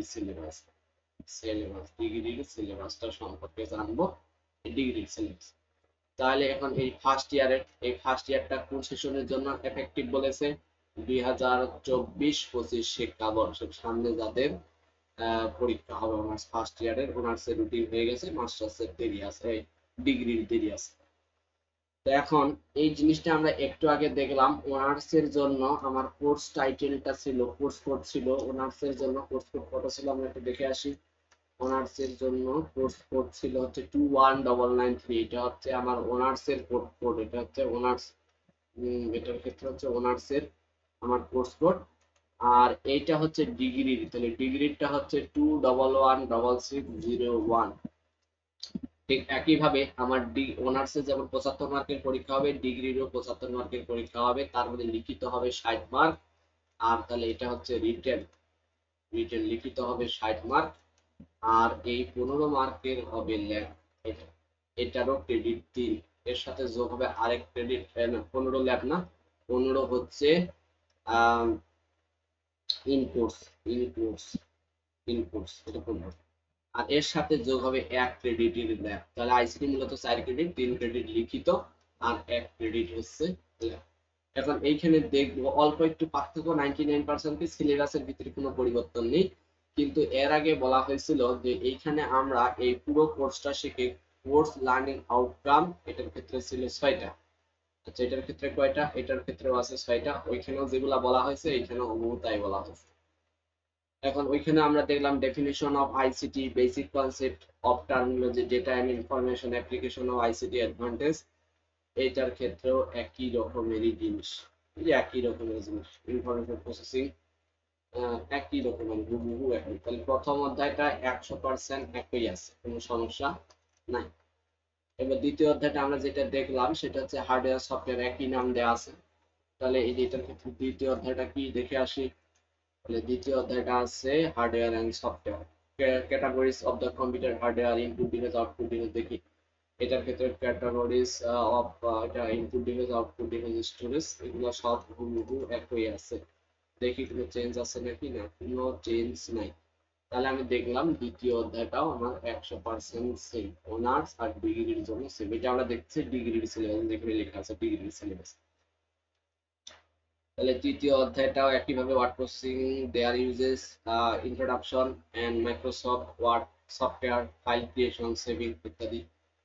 এটাও আমি দেখতে পাচ্ছি 100% একই আছে, কোনো সমস্যা নাই, মানে চেঞ্জ নাই। তাহলে এরপরে যদি আমি 4 অধ্যায় দেখি, এই পাশে আছে spreadsheet software, Excel, importance of spreadsheet application, data management, related concept, terminologies, rows, column, worksheet, workbook, Excel tools, bar, formatting, একই আছে এগুলো। পরের অধ্যায়ে আমরা দেখি প্রেজেন্টেশন, নাম একই যেহেতু আছে তার মানে এগুলো একই ডিজাইন। তাহলে এইখানে এগুলো সব একই, সেম, এটাও সেম, আগে যা পড়ানো হইলো বা বলা হইলো যে ওগুলাই আছে।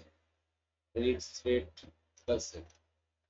7 অধ্যায়ে যা দেখা যাচ্ছে MAC address, IP address, internet, extranet, এগুলো সব একই আছে।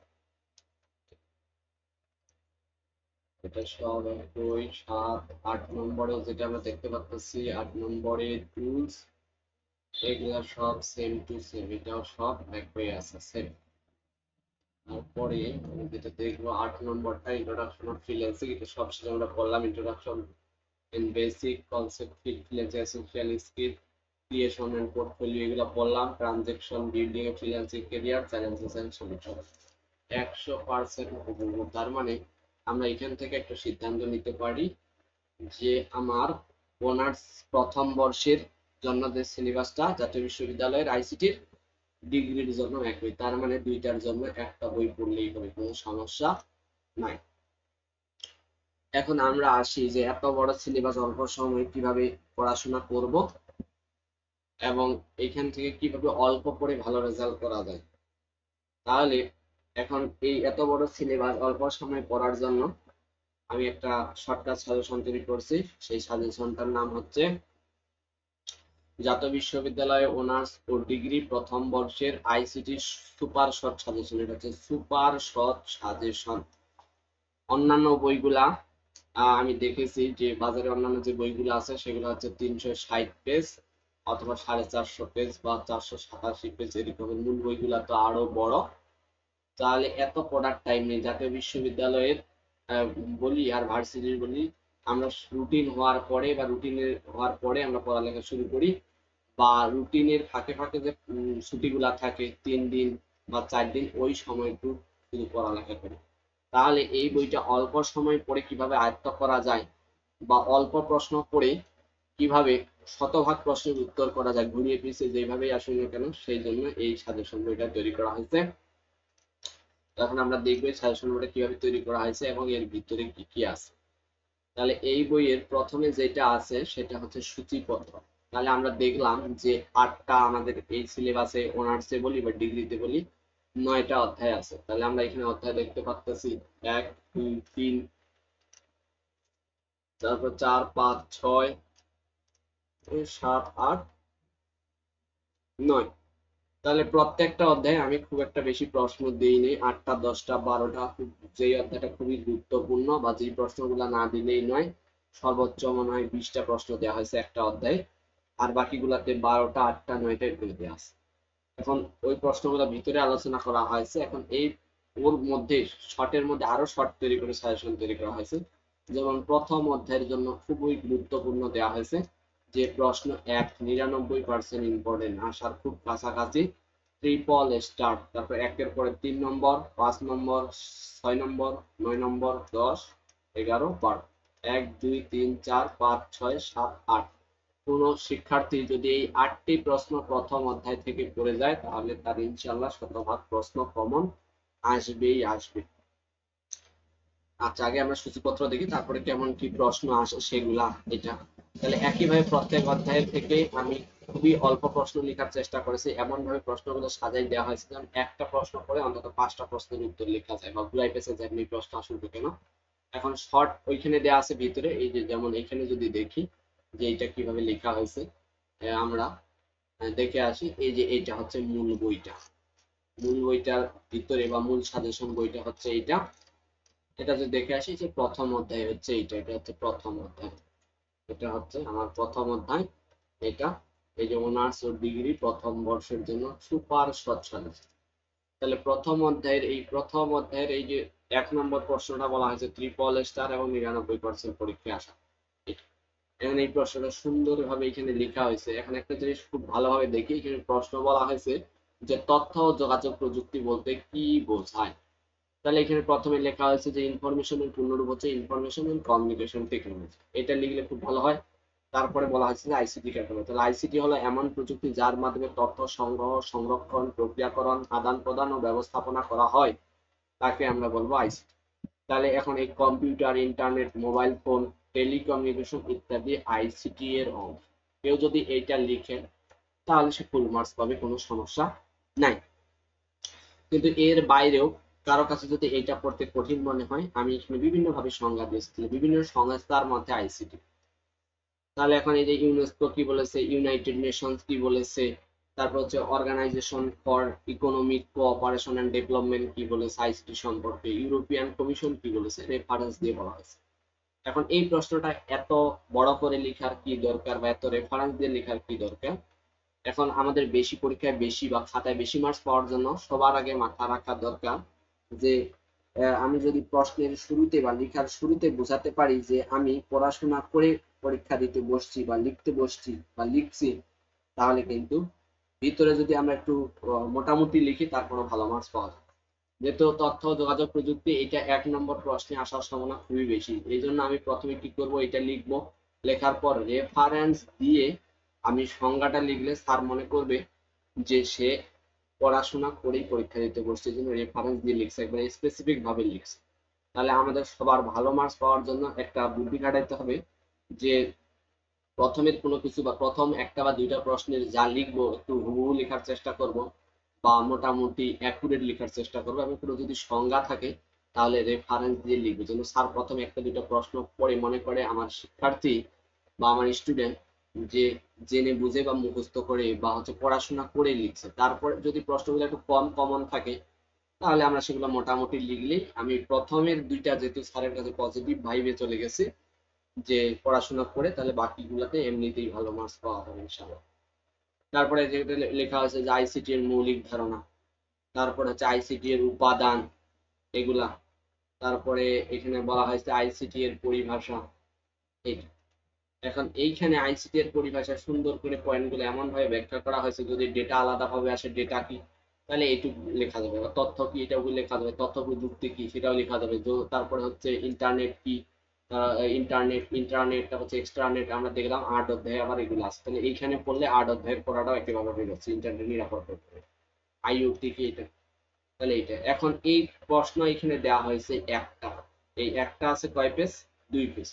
এই 2 পেজ কেউ যদি আমরা পড়ি, তাহলে আমি এইভাবে যদি প্রশ্নটা হুবহু আসে তাও কিন্তু লিখতে পারবো। এখন যদি প্রশ্নটা ঘুরাই আসে, যদি এখন ঘুরাই আসে বলতে ভেঙে ভেঙে আসে, তাও লিখতে পারবো যে আইসিটি এর মৌলিক ধারণা সম্পর্কে লিখবো। তাহলে আমি শুধু কোনটুকু লিখবো, যে এইখান থেকে এই পর্যন্ত এই পুরোটুকু লিখবো। আবার যদি আসে যে আইসিটি এর উপাদানগুলো সম্পর্কে লেখো, তাহলে আইসিটি এর উপাদানগুলো, এবং এগুলা খুব ভালোভাবে একবারে গল্পের মতো করে লেখা হয়েছে, খুব সহজ ভাষায়, খুবই ইজি ভাষায়। কেউ যদি রিডিং পড়ে তাও পরীক্ষায় লিখতে পারবে, মুখস্থর মতো হয়ে যাবে শুধু রিডিং করলেই। তারপর উদাহরণ দেওয়া হয়েছে যে বাস্তব জীবনের, এই উদাহরণ যেগুলো দেওয়া হয়েছে সব বাস্তব জীবনের। এই যে মানুষ, এই যে দেওয়া হয়েছে মানুষ হলো আইসিটি এর ব্যবহারকারী ও নিয়ন্ত্রক, এটা। তারপরে যদি পরীক্ষায় আসে আইসিটি এর পরিভাষা লিখো, তাহলে এই যে আইসিটি এর পরিভাষা, এই অংশটা শুধু উত্তরটা লিখবো। এখন এইটুক পড়ে যদি আমার প্রশ্ন হুবহু কমন না আসে, এখন যদি একটু ঘুরাই পেঁচাই আসে, তাহলে এখন এখানে বলে দেওয়া হয়েছে যে অথবা এই প্রশ্ন থেকে সম্ভাব্য অন্যান্য যে সকল পরীক্ষা আসতে পারে। তাহলে যদি এই প্রশ্নটা ঘুরাই পেঁচাই অন্য প্রশ্ন আসে, তাহলে এইটুক 2 পেজ পরে আমি অন্যান্য আর কি কি প্রশ্নের উত্তর করতে পারবো সেটা সম্পর্কে জানতে পারবো। যেমন হার্ডওয়্যার কি সেটা লিখতে পারবো, সফটওয়্যার কি সেটা লিখতে পারবো, ডেটা বা উপাত্ত কি, তথ্য কি, নেটওয়ার্ক কি, ইন্টারনেট কি, তারপর হচ্ছে ইন্টারনেট, এক্সটারনেট, আইওটি, ইমেইল, ওয়েবসাইট, তারপর হচ্ছে ব্রাউজার, ডেটাবেস, ক্লাউড কম্পিউটিং কাকে বলে, এদের সম্পর্কে লিখুন যদি বলে বা লিখতে বলে তাও উত্তর করা যাবে। আমরা মূলত ওইখানে কিন্তু বললাম যে আইসিটি কি, আইসিটি এর পরিভাষা, মৌলিক ধারণা, উপাদান। তাহলে এই জিনিসগুলো এমন ভাবে সাজানো বা লেখা হয়েছে যে একটা প্রশ্ন পড়ে যেন আরো 5-10টা প্রশ্নকে ঘুরাই আসে লেখা যাবে। যেমন এই যে হার্ডওয়্যার, সফটওয়্যার, এগুলো কিন্তু পিছনের দিকেও আছে। তাহলে এই প্রশ্নটা পড়লে একইভাবে একটা প্রশ্ন পড়লে আমার দ্বিতীয় অধ্যায়েরও পড়া হয়ে যাচ্ছে। আবার আমরা ওই পাশে একটা অধ্যায় দেখেছিলাম যে এআই বা হচ্ছে মেশিন লার্নিং, ডেটা অ্যানালাইসিস এর ক্ষেত্রে বলছিল ডেটা কাকে বলে, তাহলে ডেটা কাকে বলে সেটা পড়া হয়ে যায়। তারপর হচ্ছে তথ্য কাকে বলে সেটা হয়ে যাচ্ছে, নেটওয়ার্ক কাকে বলে, ইন্টারনেট, আবার ওই পাশে আমরা দেখছিলাম ইন্টারনেটের অধ্যায়টাতে ইন্টারনেট, এক্সটারনেট, এইটা আইওটি, ইমেল, এই যে আমরা দেখছিলাম যে ইমেল কি, ইমেল কিভাবে পাঠানো যায়, মেসেজ পাঠানো যায়, ওয়েবসাইট কি। তারপর যে ওই পাশে দেখছিলাম ব্রাউজার, বিভিন্ন ধরনের ব্রাউজারের নাম, ডেটাবেস, ক্লাউড কম্পিউটিং পড়ানো হলো, যেটাকে আমরা বলছি ক্লাউড স্পেস, এটা সম্পর্কে বা ক্লাউড স্পেস সম্পর্কে আমরা বলবো। তাহলে এইটা, তাহলে আমরা কি এইটা পড়ে কি বুঝলাম, যে প্রশ্নগুলো এমন ভাবে লেখা হয়েছে একটা প্রশ্ন পড়ে যেন অন্য প্রশ্ন আমার, যদি আমার পড়ে যেতে নাও পারি যেন কিছু না কিছু লিখতে পারি। এই প্রশ্ন একটা পড়ে আমি দেখলাম যে 4টা বা 5টা অধ্যায়ের আমার প্রশ্ন কমন পড়ে গেছে।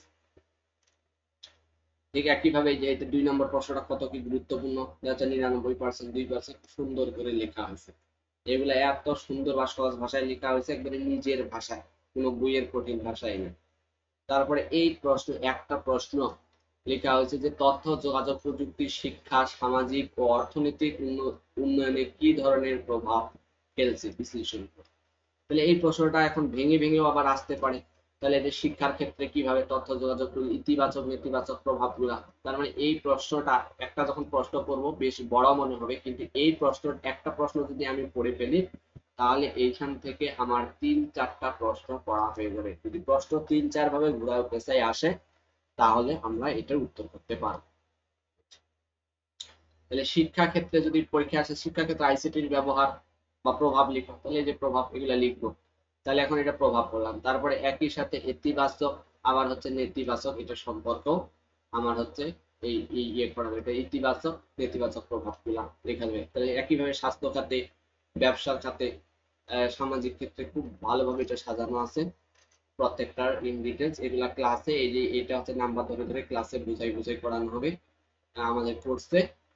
তো এটা এখন এই যে তথ্য যোগাযোগ ক্যারিয়ারের ক্ষেত্রে কি কি ভূমিকা, তাহলে এই আইসিটি তে কি কি ক্যারিয়ার হতে পারে, তাহলে হতে পারে software development, web design development, এগুলা সব আছে এখানে খুব ভালো করে। এই যে তথ্য উপাত্ত কি, যেটা বললাম ওই সিলেবাস পড়ানোর সময়, তথ্য উপাত্তের মধ্যে পার্থক্য, এই যে এটা, এটা খুবই গুরুত্বপূর্ণ পরীক্ষা, এটা 100% বলা যায়, এটা পরীক্ষায় আসে বসে আছে যে তথ্য উপাত্ত কি, তথ্য সরি তথ্য ও ডেটার মধ্যে পার্থক্য, বা উপাত্ত ও তথ্যের মধ্যে পার্থক্য লেখো, এটা।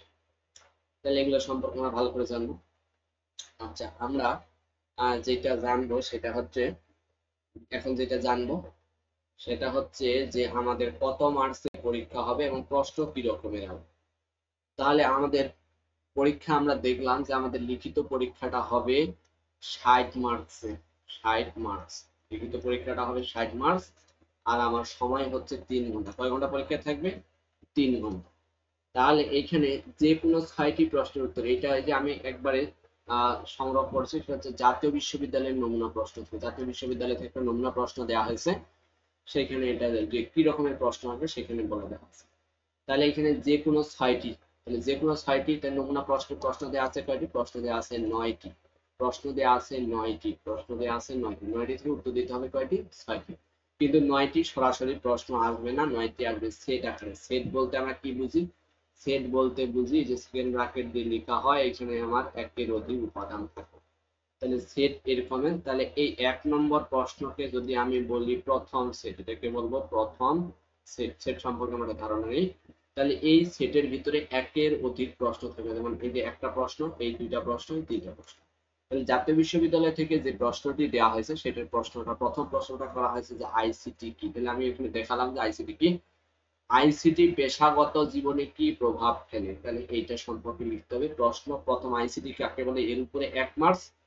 আইসিটি পেশাগত জীবনে কি প্রভাব ফেলে, এর উপর 2 মার্কস। মোট হচ্ছে 3 মার্কস। তাহলে এই প্রশ্নটার সুন্দর উত্তর কোথায় পাবো অল্প সময় পড়ার জন্য?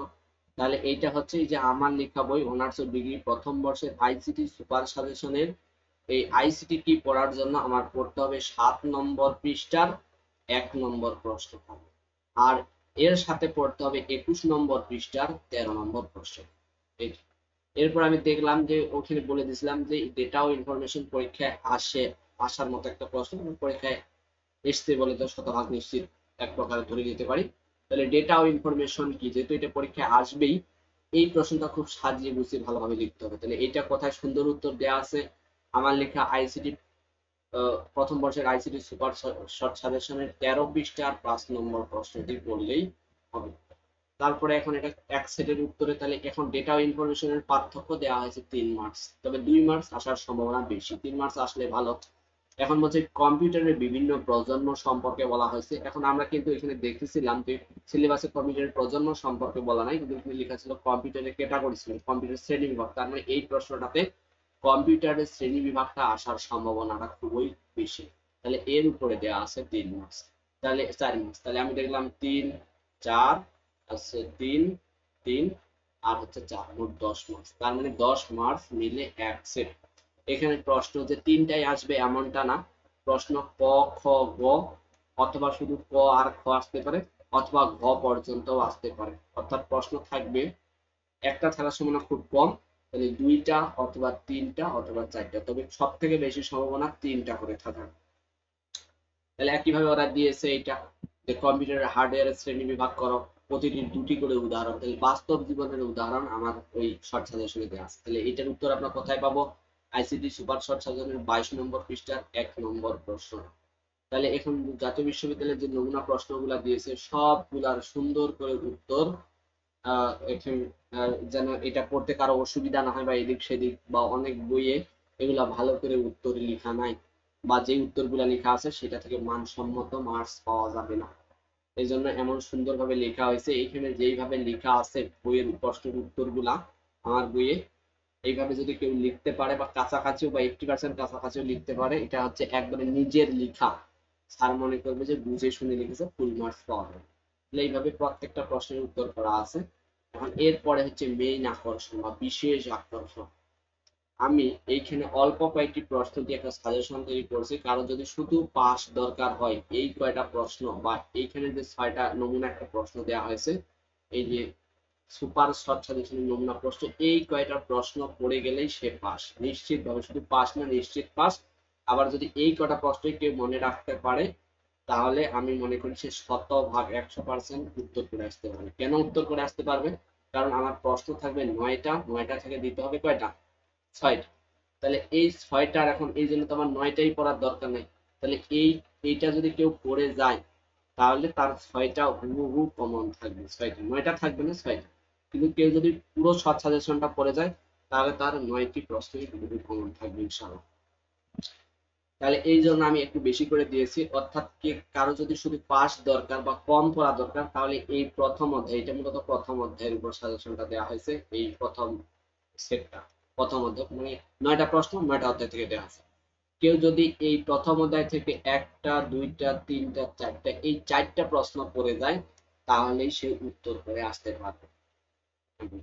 তাহলে প্রথম প্রশ্নটা দেওয়া আছে তথ্য যোগাযোগ প্রযুক্তি। তথ্য যোগাযোগ প্রযুক্তির প্রয়োগের ক্ষেত্রসমূহ বা ব্যবহার, বাস্তবে প্রয়োজনীয়তা বা ভূমিকা, এটা সম্পর্কে লিখতেছি। 2 নম্বর প্রশ্নটা আমি বলছি, যেটা ওইখানেও আছে, এইখানেও সাজেশনও দেওয়া হয়েছে, যে ডেটা বা উপাত্ত বা তথ্য কি, ডেটা ও ইনফরমেশনের মধ্যে পার্থক্য।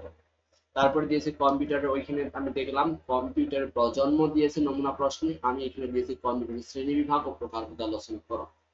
তারপরে 4 নম্বরে ব্যাকআপ হিসেবে একটা দেওয়া আছে তথ্য যোগাযোগ প্রযুক্তির সেক্টর বা খাত বা কেরিয়ার গঠনে এর সুবিধা গুলা কি, সেগুলো সম্পর্কে আলোচনা করতে হবে।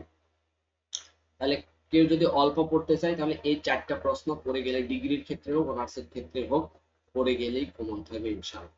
এরপরে এটা বলা হয়েছে হার্ডওয়্যার কি, হার্ডওয়্যারের 5টি শ্রেণীবিভাগ, এইটা পরীক্ষায় আসে বসে আছে শতভাগ, খুবই গুরুত্বপূর্ণ। হার্ডওয়্যার কি, হার্ডওয়্যারের শ্রেণীবিভাগ, কারণ এই অধ্যায়ের সবচেয়ে গুরুত্বপূর্ণ। এখন খ নম্বরে দেওয়া হয়েছে যে চিত্র সহ কম্পিউটারের সংগঠন, তবে চিত্রটা আসার সম্ভাবনা খুব কম, তবে চিত্রটা প্র্যাকটিস করে গেলে রিস্ক থাকে না। কারণ যদি পরীক্ষায় কোনো স্যার দিয়ে দেয় চিত্র সহ সাধারণত আসে না, কিন্তু রিস্ক এড়ানোর জন্য যে দেওয়া হয়েছে চিত্র সহ কম্পিউটার সংগঠন আলোচনা করা। তারপরে আমরা ওইখানে দেখেছিলাম যে এই যে ওপেন সোর্স ও প্রোপ্রাইটারি সফটওয়্যার কি, এটা আমার সিলেবাসের একবারে ভালো করে পয়েন্ট করে দেওয়া ছিল, এটা খুবই গুরুত্বপূর্ণ, এটা এখানে দেওয়া আছে। তারপরে এখানে দেওয়া আছে অপারেটিং সিস্টেম, এই 2 অধ্যায়ের সবচেয়ে গুরুত্বপূর্ণ প্রশ্ন হচ্ছে ক আর হচ্ছে খ। অপারেটিং সিস্টেম কি, তাহলে এর প্রয়োজনীয়তা, কাজ, এটা এর থেকে গুরুত্বপূর্ণ হচ্ছে প্রকারভেদ ও শ্রেণীবিভাগ। তাহলে এখানে পরীক্ষা আসার সময় সব থেকে বেশি অপারেটিং সিস্টেম কি এবং অপারেটিং সিস্টেমের প্রকারভেদ বা শ্রেণীবিভাগ আলোচনা করো, এই প্রশ্নটি। এখন একইভাবে 3 নম্বরে ওয়ার্ড প্রসেসিং প্যাকেজ বা আমার লেখালেখি সফটওয়্যার সম্পর্কে আসবে, তাহলে এটা আসতে পারে যে ওয়ার্ড প্রসেসিং প্যাকেজ কি বা ওয়ার্ড প্রসেসিং কি বা মাইক্রোসফট অফিস কি, এর বৈশিষ্ট্য, মানে এর দ্বারা আমরা কি কি কাজ করতে পারি, কি কি ব্যবহার বা সুবিধা, সেটা সম্পর্কে জানতে হবে। এখন সব থেকে গুরুত্বপূর্ণ হচ্ছে খ নম্বরটা, কিভাবে ওয়ার্ড প্রসেসিং সফটওয়্যার ব্যবহার করে ডকুমেন্ট তৈরি, অর্থাৎ একটা আমি লেখালেখির সফটওয়্যার কিভাবে তৈরি, ডকুমেন্ট মানে লিখে বা লেখার ডকুমেন্টটা কিভাবে তৈরি করতে পারি, শুধু তৈরি করলে হবে না, তৈরি করার পর যদি সেভ না করে চলে যাবে, সেভ কিভাবে দেওয়া হয় সেটা সম্পর্কে জানতে হবে। তারপর হচ্ছে কিভাবে মাইক্রোসফট ওয়ার্ডের মাধ্যমে তৈরি ডকুমেন্টকে আকর্ষণীয়, আকর্ষণীয় মানে কি, দৃষ্টি নন্দনীয়, মানে খুব সুন্দর সুন্দর ডিজাইন বা সুশৃঙ্খল করা যায়, সেটা সম্পর্কে জানতে হবে। তাহলে এইখানকার সব থেকে গুরুত্বপূর্ণ খ আর গ নম্বর প্রশ্নটা। আর এখানে ব্যাকআপ হিসেবে আরেকটা দেওয়া হয়েছে, সেটা হচ্ছে স্প্রেডশিট সফটওয়্যার বা প্যাকেজ কি। ও এটা প্রথম, তৃতীয় অধ্যায়, সেটা চতুর্থ অধ্যায় স্প্রেডশিট প্যাকেজ। তাহলে স্প্রেডশিট মানে কি, হিসাব নিকাশের, তাহলে ডেটা অ্যানালাইসিস করতে পারি বা ডেটা ম্যানেজমেন্টে ব্যবহার করতে পারি, তাহলে এগুলো সম্পর্কে এটা, অর্থাৎ এটা এক্সেল সম্পর্কে, এক্সেলের বৈশিষ্ট্য, এক্সেল কি সুবিধা, এগুলো সম্পর্কে জানতে হবে। এখন একটা এক্সেলের শীট, তাহলে এক্সেলের শীটকে আমরা বলতে পারি অন্যভাবে স্প্রেডশিট, কিভাবে তৈরি ও সংরক্ষণ করা যায়, তার ধাপগুলা লিখতে হবে। এই অধ্যায় 3 অধ্যায় 4 অধ্যায় কেউ যদি প্র্যাকটিস করে না যায়, মুখস্থ করে লেখা অসম্ভব, সফটওয়্যার থেকে প্র্যাকটিস করে যাইতে হবে। অর্থাৎ মাইক্রোসফট ওয়ার্ড ওপেন করে ক্লিক ক্লিক করে শিখতে হবে, ঠিক একইভাবে এক্সেল ওপেন করে ক্লিক ক্লিক করে শিখতে হবে, এগুলো ক্লাসে একটা একটা করে শেখানো হবে। তারপরে স্প্রেডশিটের যে ফরম্যাটিং টুল, বিভিন্ন ভাবে ডিজাইন করার জন্য বা শর্ত সাপেক্ষে বিভিন্ন মান খুঁজে বের করার জন্য এটা ব্যবহার। তারপরে যে স্প্রেডশিটে বিভিন্ন ফর্মুলা আছে, তারপর হচ্ছে ফাংশন আছে, যোগ বিয়োগ গুণ ভাগের, সেগুলো সম্পর্কে জানতে হবে। 5 নম্বর হচ্ছে একটি আকর্ষণীয় প্রেজেন্টেশন তৈরির ফিচার বা টার্মিনোলজিস, এটা খুবই গুরুত্বপূর্ণ। অর্থাৎ প্রেজেন্টেশন তৈরি করব, কিন্তু সেটা কিভাবে তৈরি করতে হবে, আকর্ষণীয় ভাবে, দেখে যেন সবাই পছন্দ করে, তাহলে এর জন্য বিভিন্ন পরিভাষা ব্যবহার করতে হয়, সেগুলা কি এবং এর বৈশিষ্ট্যগুলা কি কি, সেগুলো সম্পর্কে। এখন একটা আকর্ষণীয় প্রেজেন্টেশন তৈরি কিভাবে করা যায় এবং সেভ করা যায়, এর ধাপগুলো সম্পর্কে জানতে হবে। এখানে যেগুলা দেওয়া হয়েছে এইগুলার মধ্যেই আসার সম্ভাবনা খুবই বেশি, কারণ এইগুলা হচ্ছে স্ট্যান্ডার্ড লেভেলের প্রশ্ন। মাল্টিমিডিয়া প্রেজেন্টেশন, যেমন প্রজেক্টরে কোনো কিছু দেখানোর জন্য, তাহলে এইটা মাল্টিমিডিয়া, তাহলে এটা প্রশ্নটা ঘুরে আসতে পারে যে presentation application software MS power point কিভাবে মাল্টিমিডিয়া প্রেজেন্টেশন তৈরি করতে সহায়তা করে, সেগুলো সম্পর্কে লিখতে হবে। 6 নম্বরে হচ্ছে আমরা যেটি দেখছিলাম যে সিকিউরিটি, ডেটা সিকিউরিটির জন্য তথ্য নিরাপত্তা কি, তথ্য নিরাপত্তার মূলনীতি বা লক্ষ্য, সাধারণ হুমকি ও তথ্য নিরাপত্তা নিশ্চিত করার উপাদান সমূহ আলোচনা করতে হবে। ডিজিটাল নিরাপত্তার জন্য information security, data security, privacy এগুলো দেওয়া হয়েছে, এগুলো পড়ানো হয়েছে বা বলা হয়েছে সিলেবাসে কি কি ছিল। যে ডিজিটাল ইথিক্স, এটা খুবই গুরুত্বপূর্ণ, যে ইন্টারনেটের জন্য ডিজিটাল ইথিক্স গুলা কতটা গুরুত্ব, এইগুলা পড়লেই কমন আসবে ইনশাআল্লাহ। এরপরে এই অধ্যায়ের একবারে খুবই গুরুত্বপূর্ণ 7 নম্বরে, সেটা হচ্ছে ইন্টারনেট আইপি অ্যাড্রেস, মানে ইন্টারনেট প্রোটোকল অ্যাড্রেস। এই যে আইপিভি আর সিলেবাস পড়ানোর সময় বলে দিছিলাম, যেটা খুবই গুরুত্বপূর্ণ। এই অধ্যায়ের ভিতরে এইটা একবারে 100 ভাগ আসার মতো। কোনো স্যার যদি গুরুত্ব বুঝে প্রশ্ন করে তাহলে এটা আসবে। ওএসআই মডেল কি? ওএসআই মডেলের স্তর। তাহলে ওএসআই মডেলের স্তর আছে 60টি, কিন্তু নমুনা প্রশ্নে আবার চাইছে জাতীয় বিশ্ববিদ্যালয়ের নমুনা প্রশ্ন, সেখানে দেখলাম বা দেখছি যে 2টি আসছে। কারণ 60টি আসলে লিখতে অনেক সময় লেগে যাবে, তবে 60টি প্রিপারেশন নেওয়া ভালো। যদি পরীক্ষায় আসে 2টি, তাহলে 2টি আমরা লিখবো। এরপরে হচ্ছে ক্লাউড স্পেস বা স্টোরেজ, যেটা হচ্ছে কি টাকা দিয়ে ক্রয় করতে হয় বা প্রয়োজন অনুযায়ী আমরা ব্যবহার করতে পারি।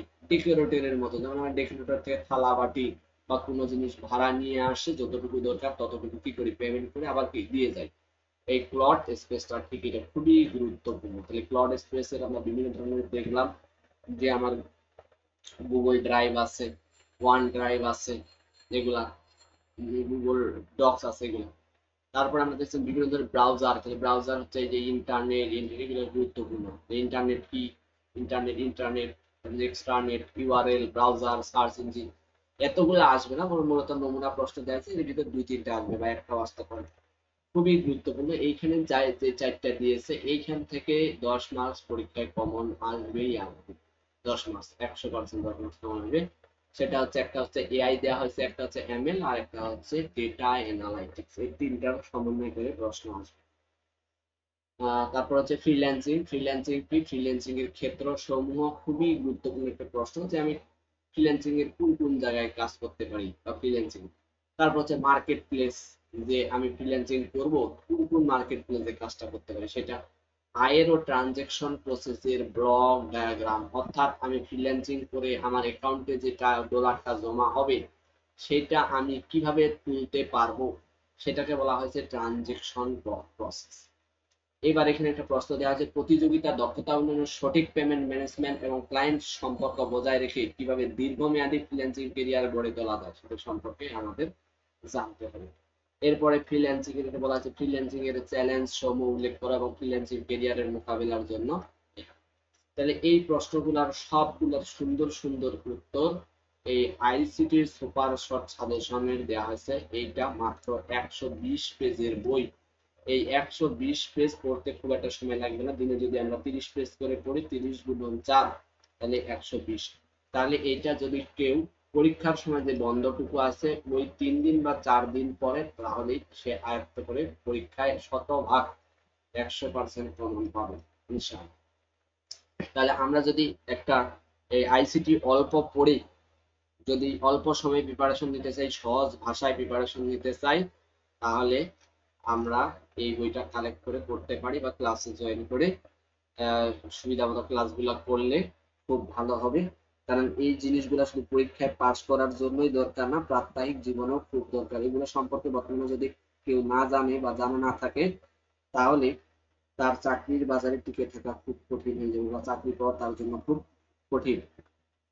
কারণ এগুলো চাকরি ভাইভাতে বা চাকরি পরীক্ষায় আসে বা ল্যাব টেস্টে আসে, যে আপনি লেখালেখি জানেন কিনা বা প্রেজেন্টেশন কিভাবে তৈরি করতে হয় সেগুলো সম্পর্কে কোনো ধারণা আছে কিনা। তাহলে এগুলো সম্পর্কে আমরা ইনশাল্লাহ ভালো করে জানবো। তাহলে এরপরে থেকে আমরা রেগুলার এর উপরে ক্লাস হবে, প্রত্যেকটা অধ্যায় প্রত্যেকটা প্রশ্ন খুব সুন্দর করে বুঝাই দেওয়া হবে। আজকের মতো এইখানেই শেষ। আল্লাহ হাফেজ।